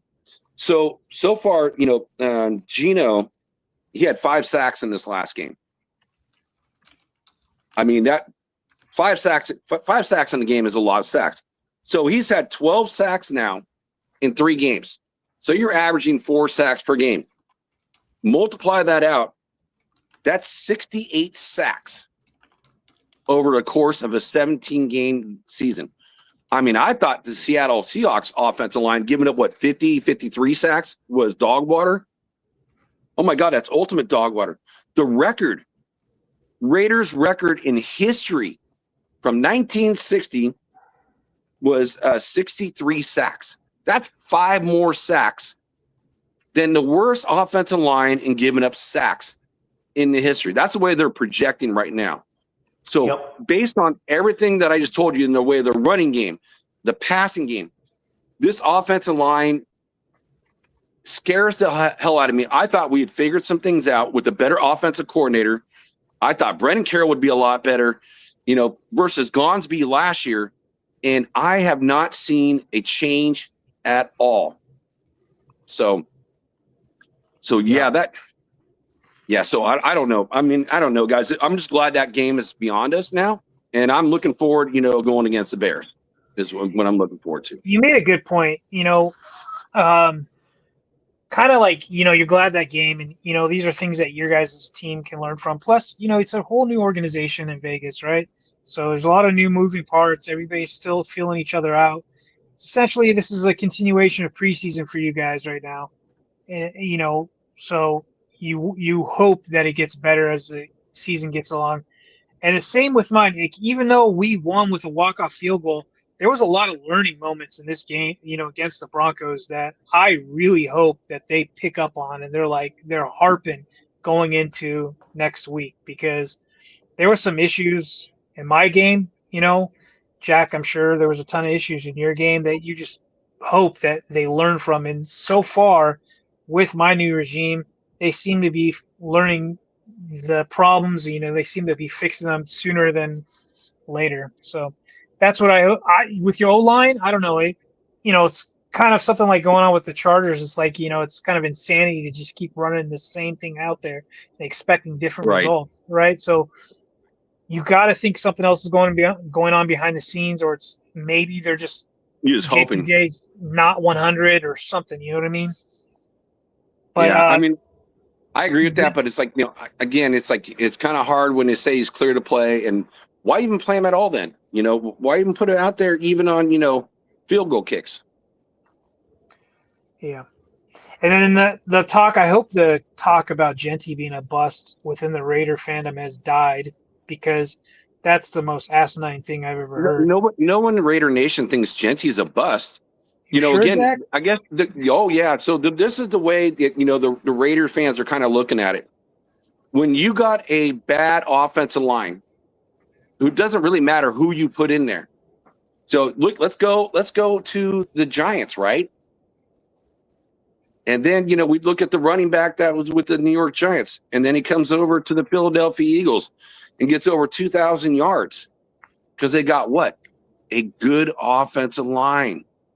So, True, look, just think about the other guy. Think about the other guy, Daniel Jones. But hold on. Goes behind a good O-line. In fairness, though, that was not the sentiment that was occurring from within Raider Nation there, Jack. It's not the sentiment. No one thinks he's a bust. There was talks of no. That's not what I'm saying. I'm saying that in Raider Nation, there was a lot of talk about the offensive line being fixed or better or some variation of that as a overarching sentiment. And I mean, I never said that about the Raiders offensive line. I said that I think you guys are going to struggle, but I did think that you guys were going to look at least better because you had a running back that I thought that could, do more with less, just because I thought he was a relatively gifted running back coming out of the draft. Is he involved in the pass game?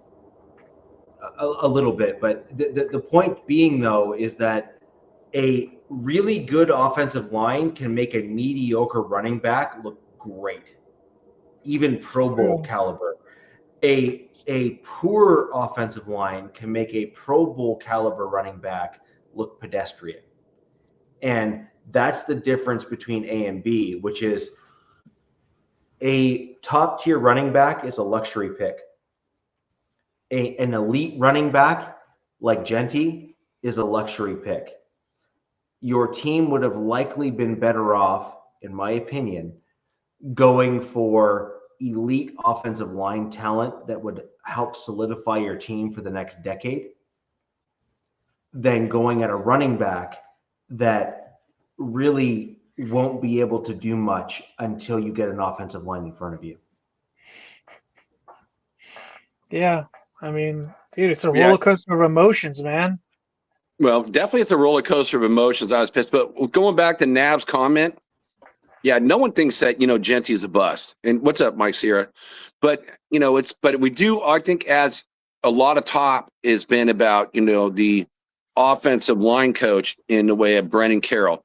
And you messing things up, taking guys out of position, switching them around when you didn't need to do that. It was already set. And they played better last year, and they've already showed it. But now it's kind of too late. If you either you got to do it now or just let it ride the whole season. Because Lincoln Kennedy got on, did his podcast, who's an amazing, probably the best right tackle the Raiders ever had. And he said, at this point, you don't want to change things up because now you're going to mess more things up.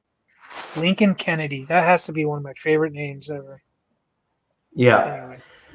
So we're going to move on to next week's game, but we're going to do this a little bit different just to kind of keep things consolidated because we're going to go into deep dives on our games the following week after they've occurred so we can kind of see where things are at.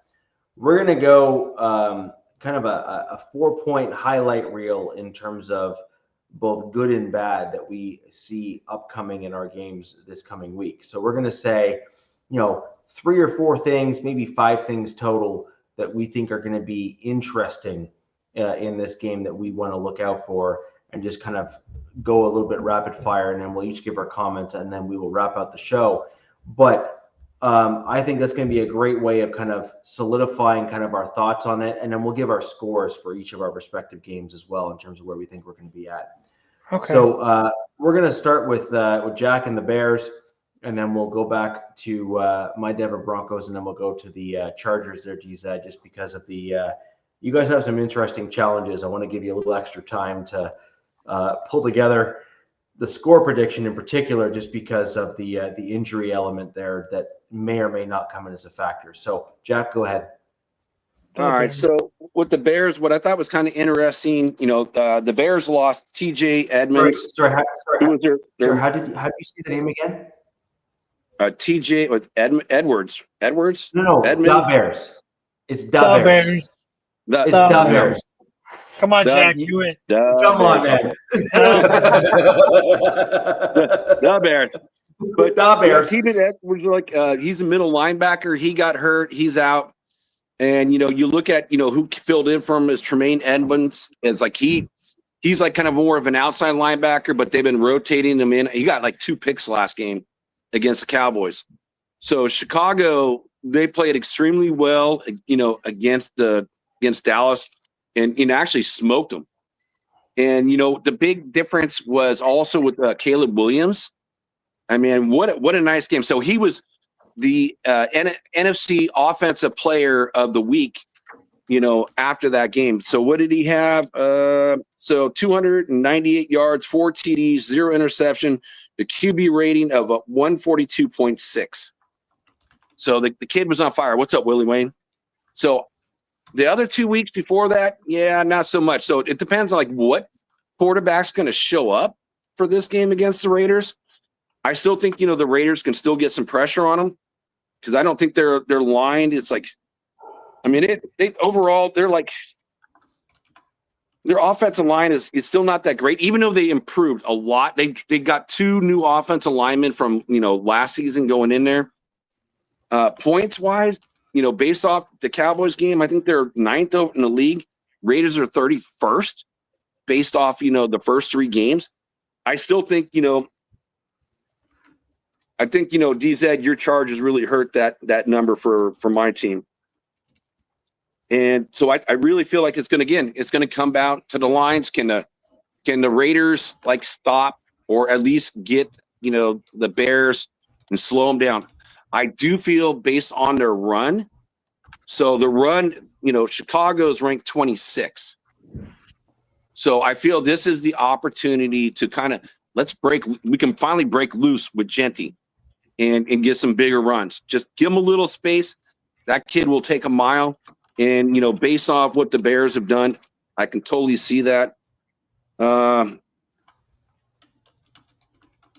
It's going to be interesting. I kind of brought it up earlier, but it's like I was missing out because I got my notes in different pages. I got it all over the place. So Ben Johnson, again, who the Raiders wanted to get as a head coach, didn't go with the Raiders, kind of played the Raiders, have not come in here. That's why we ended up with Pete. And then we go the year before, when you get like a Kingsbury who worked, with Caleb, and they had him in the building, going to be the GM. And then he couldn't get the quarterback, which he wanted Caleb Williams. So he left and he went to the Bears. So that's going to be an interesting matchup. And so that's really about it for the Bears. It's like, it's going to be the offensive lines for both teams. And I do think the Raiders are going to be able to slow down the Bears on the run game. The thing that's going to be is, again, the pass game, what they did. Oh, actually, I have some numbers on this. Give me a half second. Let me find it in my notes here. Motion. Okay, here it is. So one of the things, that Washington did is they put a lot of guys in motion. And the Raiders did a really bad job when they did players in motion. When you do a 3 safety set or 3 high safety, well, when you run guys in motion, now you're going to be able to pick out, what the defense is doing. So that is exactly what was done against the Dallas Cowboys. So, and what was the Bears in the first 2 weeks? The Bears had the 5th lowest motions in the league, where when they played against, the Cowboys, they were at like 74% of motion, which was the 3rd most in the league. And the Raiders graded out last when someone ran motion against them. So that is going to be a big area of concern, with Patrick Graham, like bend, don't break type, philosophy. That's communication, man.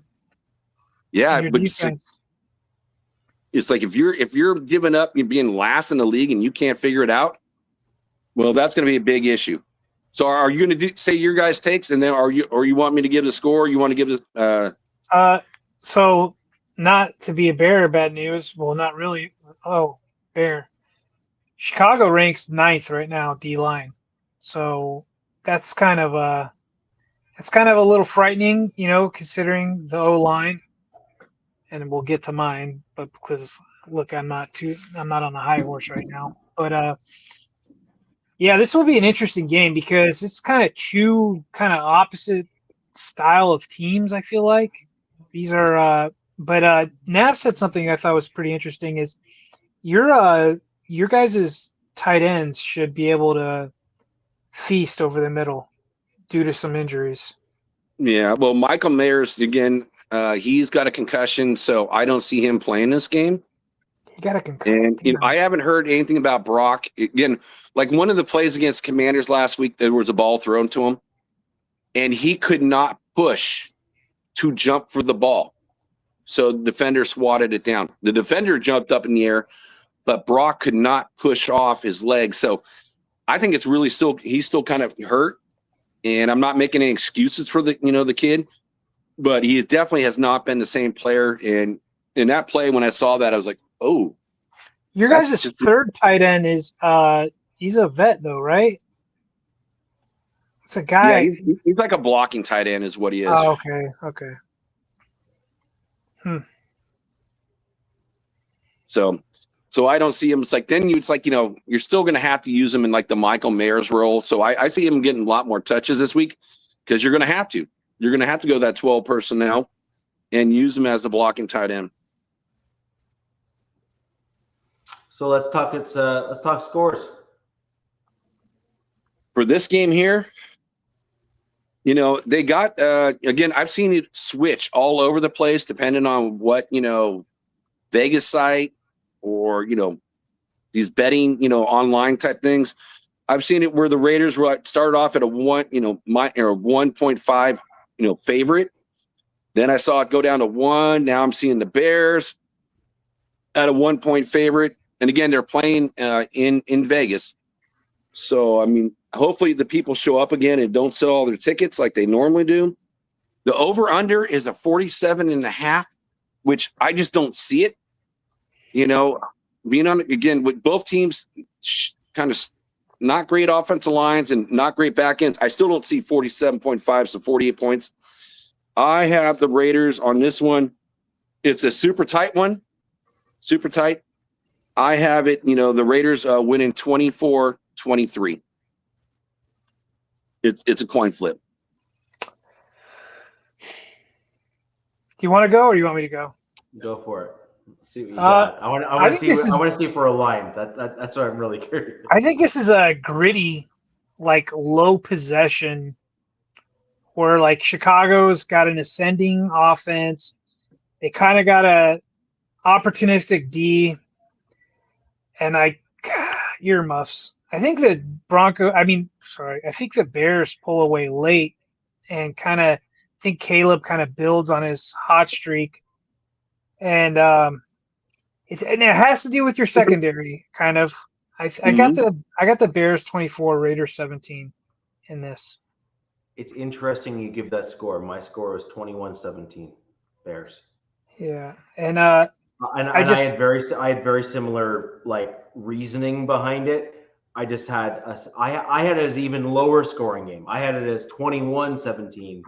And I think it's in large part for all the things you said there. I think it's got the hallmarks of a bunch of errors and problems and issues and fumbles and 3 and outs and combinations in that regard. And I think the motions, Jack, to your point, you're dealing with an offensive-minded head coach who is going to be incredibly astute to the offensive statistics that are going to work against your team. That was an interesting stat too, by the way. By the way, I don't know where you pulled that from, but good for job, you. Good for you. And that's literally what my gut reaction there is. Just that I think you're going to have a lower scoring game, but I think it's going to go towards the Bears. Jack, what I think you guys are hoping for as Raiders fans is that that the Raiders are pissed off from last week because, just getting blown out like that. So you're hoping that they have a fire lit under their asses and they take care of business on game day. If that happens, then I could see a win. You guys got a great kicker. I could see a last minute field goal or something. But, as of right now, just seeing kind of how the Bears are going, and I'm not a fan of Caleb. I almost called him Caleb. I'm not a fan of Caleb. I'm not a fan of a man who paints his fingernails and does all that kind of jazz.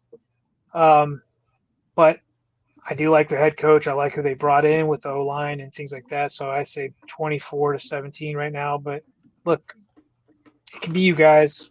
We'll see. We'll see. Yeah, I agree. That's kind of where I'm at with that in terms of I think that the Bears are just. I think they have a few elements that are a little bit more in line right now at this point. I think the Raiders are struggling on the offensive side of the ball in terms of the offensive line, and I think that the Bears can eke out that win as a result of what we just said before. So I am going to proceed with my Broncos and the Broncos upcoming game against, I had it here in front of me, Broncos week 4. And then when we're done, I want to answer Nav's question when we get done with the scores. Yeah, no problem. Go for it. So Nav says, have a question for you, Jack. Why did you go to New England, win big, a big game, historical, and then go flat and just suck for 2 games straight? Well, the offensive line was good enough. And again, I'm glad that JPJ is back because that was the only game he played in. We gave enough time to where they blitzed. I think it was like almost 40 to 50% of the time, which left those deep plays. I think there was 9 big plays open where you look at what the Chargers did against us and, what the Commanders did against us. They didn't do it, tons of blitzing. They said, hey, we'll challenge you with just the 4 offensive linemen. We're going to put 2 guys over the top, bring extra guys in the back, and make it harder for you to complete passes. So that's my answer to your question, Nav. Mike, so go ahead, Richie. I'm sorry. You're on mute, buddy. Sorry, I wanted to give you a chance there. So my kids keep on coming in, and sadly, duct tape isn't allowed. But with regards to my Denver Broncos, I see 7 sacks in this game for my Denver Broncos defense. I think this is going to be not a high watermark, but I think this is going to be one of those games where you're going to see, look, you saw Herbert struggle, right, with the Broncos defense. Herbert is he is behind a better offensive line than the Bengals, and I think that the Bengals are going to struggle. And the Bengals, yes, than the Bengals, and I think that the Bengals are going to struggle against the defense of the Broncos. I just think it's going to be a bit of a gauntlet for them. So I predict 7 sacks in this game. Could be more, who knows? Could be less, who knows? But I'm sticking with my 7. I think that'll be an interesting benchmark. My prediction is that Bo Nix will have a false flag game and look a lot better in this game. I think the Bengals defense is just not great. I think you're going to see some kind of Bo Nix magic in this game a little bit, and it's simply just because the Bengals defense is not great. And I think that a lot of Broncos fans, not me, but others, are going to come in and say, Bo Nix is back. Look at the game. Blah, blah, blah, basically like the flip-flop thing, right? They're going to go from Bo Nix sucks to Bo Nix is amazing.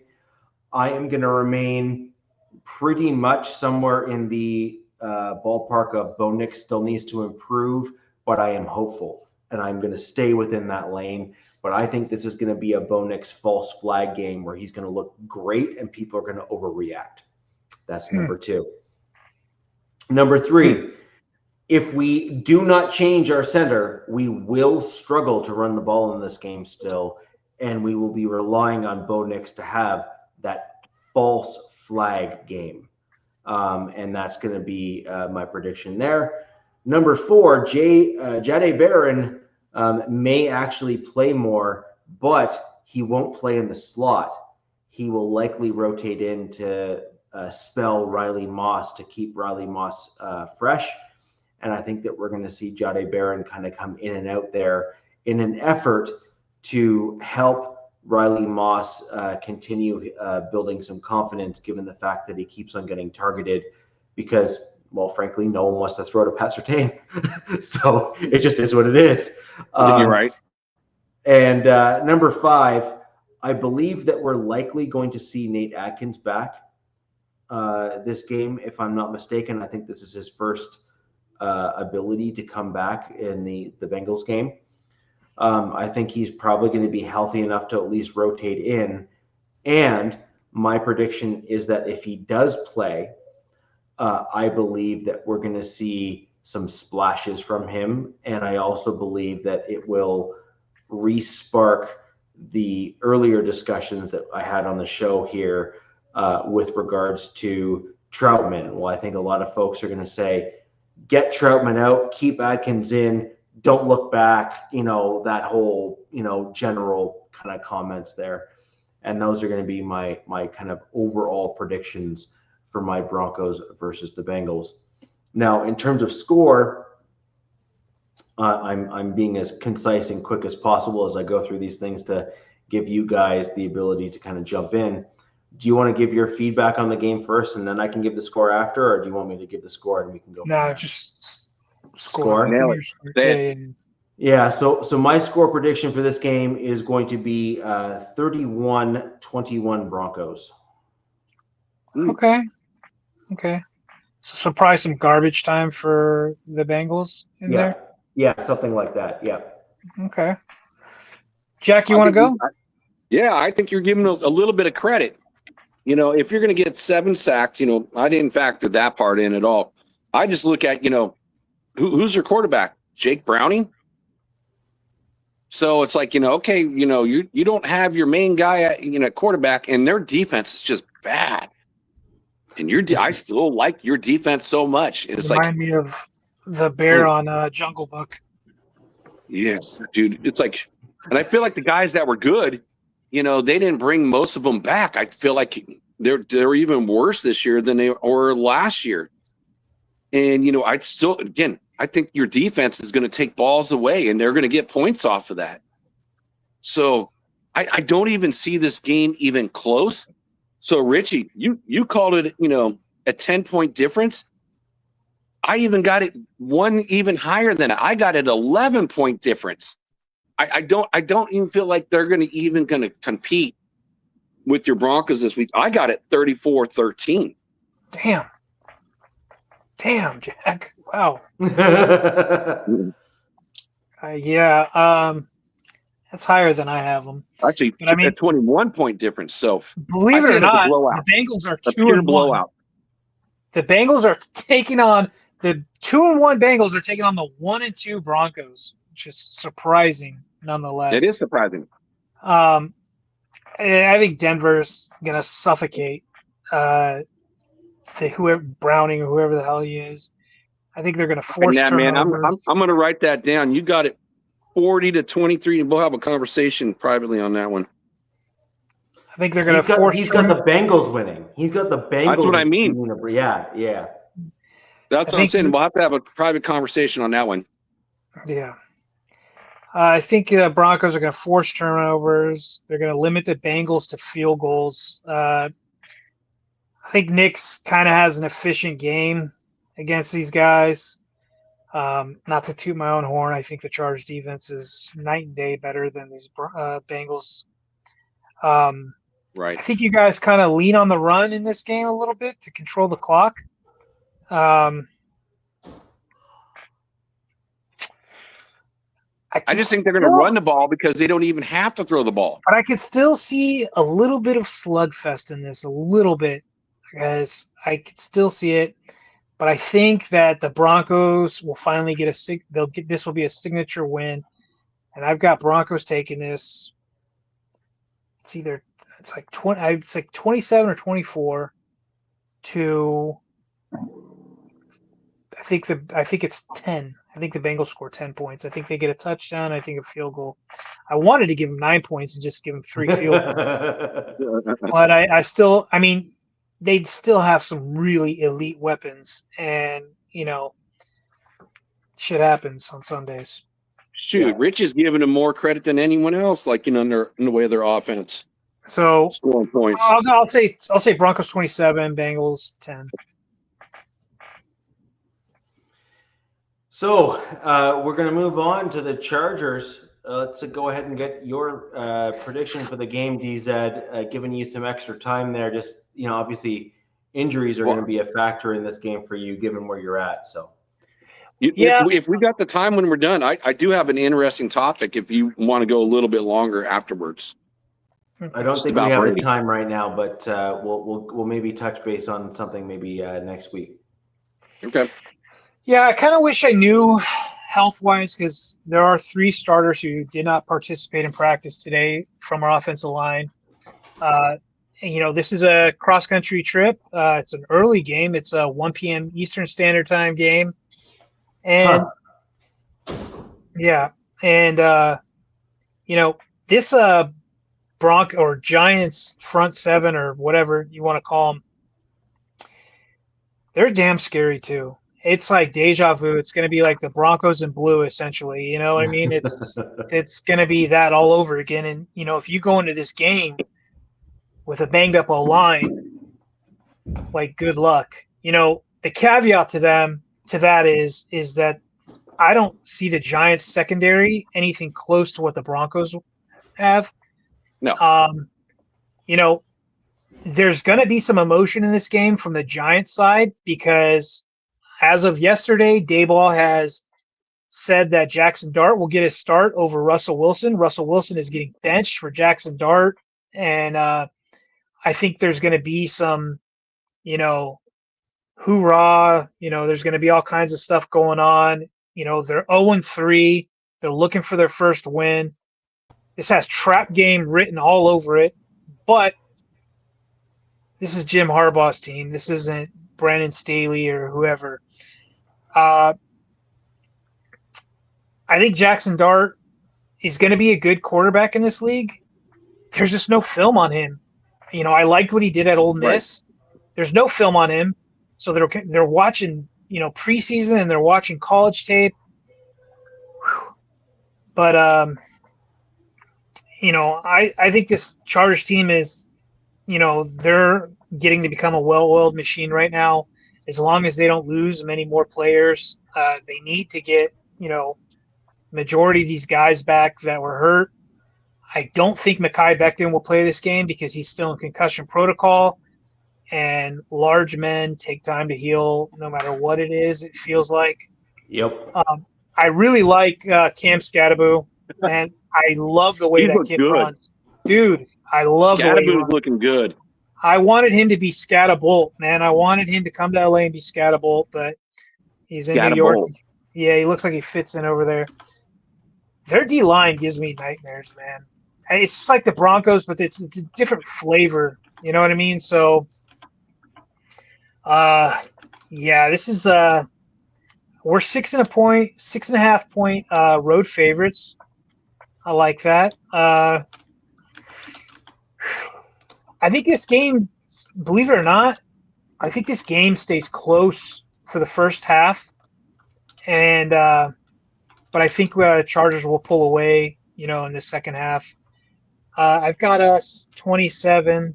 I got Giants 13, but who knows? I mean, there's a lot of fans, especially this younger generation, like to doom post. So a lot of people think this has got a trap game written all over it, and I can see that. It's an East Coast. It's an East Coast time. There's a new quarterback. But look, Minter puts rookie quarterbacks through hell. So, it could be one of those games where the defense just annihilates them, or it could be a close game. But I got the Chargers 27-13. Ooh, Nav's got us 3-1. Give me a score.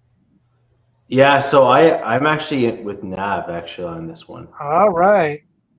I think the Giants have surprised a good number of people this season, and I think it's been in spite of their quarterback play. And I don't think a lot of people expected the Giants to even look anywhere close to where they are now. I actually have this as a slightly closer game because I think that the Giants have a good defense. And I also think their offense, it's not amazing, but I think they run the ball well.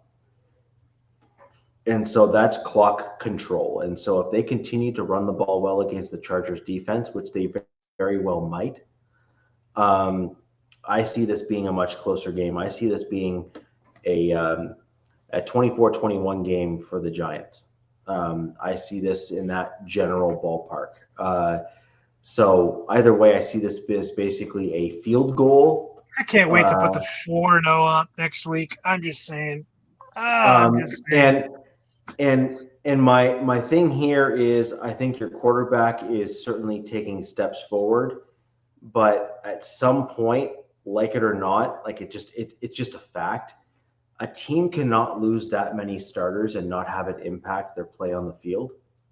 Like it's just you have a great head coach, you have a great quarterback. Those are undeniable. I get it, and I'm fully on board.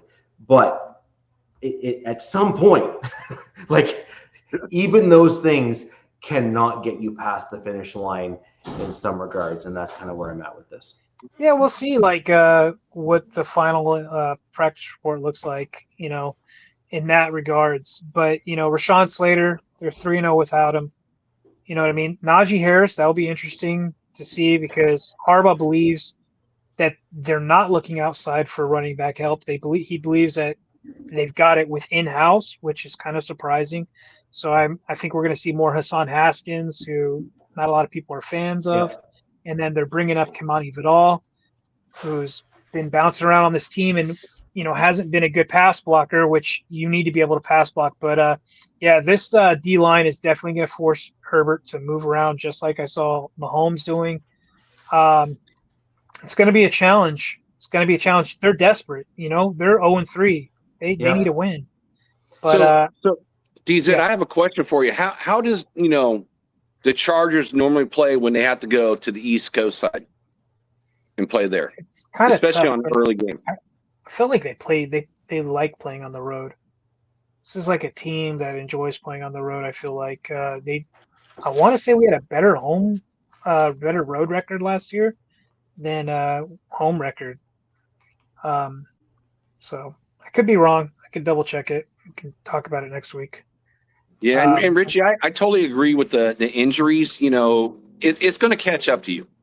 It really will catch up to you at some point in time when you cross a good team. But this team is 0-3, and they're 0-3 for a reason. And yes, I know how much, Richie, you love Russell Wilson.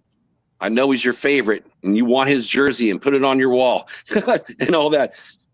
We know it's completely the opposite. But I also look at this, I think Jackson Dart, ultimately at this stage in time in their careers, he will be a better quarterback. But I just don't – it's your first game. It's your very first game, and you're gonna have that heartbeat, the flutter, it's just gonna be a whole different experience, and it's gonna be a learning experience for him. Maybe this was game number 2, number 3, but you got a rookie quarterback starting. So I play that in, and I think Jackson Dart has more tools than Russell Wilson does right now and over the last several years. But with that being said, it's like against, a Chargers defense, which this is the best Chargers defense I've seen in a long time. And you only need to rush 4 on this Chargers defense. And you're going against a rookie quarterback, and you can put guys, and set them back. And if you can stop Scatterboo and you have to make Jackson Dart throw, then that kid's going to be running for his life at that point. And I can see turnovers on his point. Yeah, they got good weapons in New York too. Well, they also, what's his face? I think it's Neighbors and then Wandale Robinson. Yeah, so Neighbors, again, he sat out today. I don't know what it is, but he's going to play, is what I read. But he did sit out today. And so, but yeah, he's a scary wide receiver. But I'm not concerned with their offense, and that may sound cocky. I just have faith in my defense going against – I have faith in my coordinator, and I have faith in my defense going against a rookie. Like, I'm sure Scatterboo's going to get some, and Neighbors will get some, and Dart will make some flashy plays that the Giants fans are going to freak out about. But I have faith in them. I'm terrified of their front seven on their defense. that's giving me fits. So I foresee a lot of running from the Chargers part to the outside and quick passing game, attacking the boundaries, which we can do against their cornerbacks, who are actually probably better than people think. They've been having it down season, so we'll see. Maybe they come out, but yeah. And with that all being said, I can see, Dart, playing a decent game for his first game, but I can also see him turning the ball over, in this game, not being able to read the Chargers defense. So I feel like, there's probably like 2 turnovers I think the Chargers are going to get in this game. So I have this game, and actually I think I got a 28 Chargers, 17 New York Giants. So I have a double-digit win for the Chargers in this. Again, you're talking a rookie quarterback, so. Yeah, we'll see. It's going to be interesting. So we will get right into the nitty-gritty of each of these games when we can actually assess the film and what we saw on the field. That's going to be where it's going to get quite interesting. But that'll do it for the show tonight. Been a great one. We got into some real good detail in terms of each of the games, including the divisional review of the Broncos and Chargers. Of course, it's turning out to be quite the rivalry between Peyton. Yeah, I don't want to see you guys. Yeah, it's turning out to be quite the rivalry between Peyton there and Harbaugh. But anyways, guys, until next week, we're going to get right into all the details of all the games. We're going to get into the look ahead and other things like that. I really would like to see the Chargers not get hurt in this game if it's all the same, because it's kind of getting a little ridiculous. I think the Chargers need a bit of a break. And let's go ahead and see the where we all land and how we all do, and see where our predictions land, given that we are now rounding into the final game of the first quarter of the season. Really, it's pretty much how this breaks down by and large, where we're kind of rounding in that part there. So. Yeah. Anyways, guys, until next week, where the West Side's the best side, we're going to break it all down for you and give you all the details in terms of the AFC West. Well, which guys are hurt, which guys are back, and what our predictions are. I really do want you to hold us accountable in terms of our predictions, including tell me why I'm wrong, because that's part of the fun. Come at me, bro. Come at me, bro. Come at me, exactly. So leave those comments down below. Leave a like if you are joining us after the fact. It helps the algorithm to let YouTube and everyone else know that we have a bunch of folks that want to watch this show both during the live and after the fact. And until next time, we're the West Side. It's the best side. Peace. Fast lane when I pass in the street. Bag of money in the passenger seat. Tempo's been asking for me on the road from the west to the east. Way up, I might never come down, cause the coast racking up the flame out. So high, I might never come down, so what? This is my lifestyle. Wait a minute. Work hard.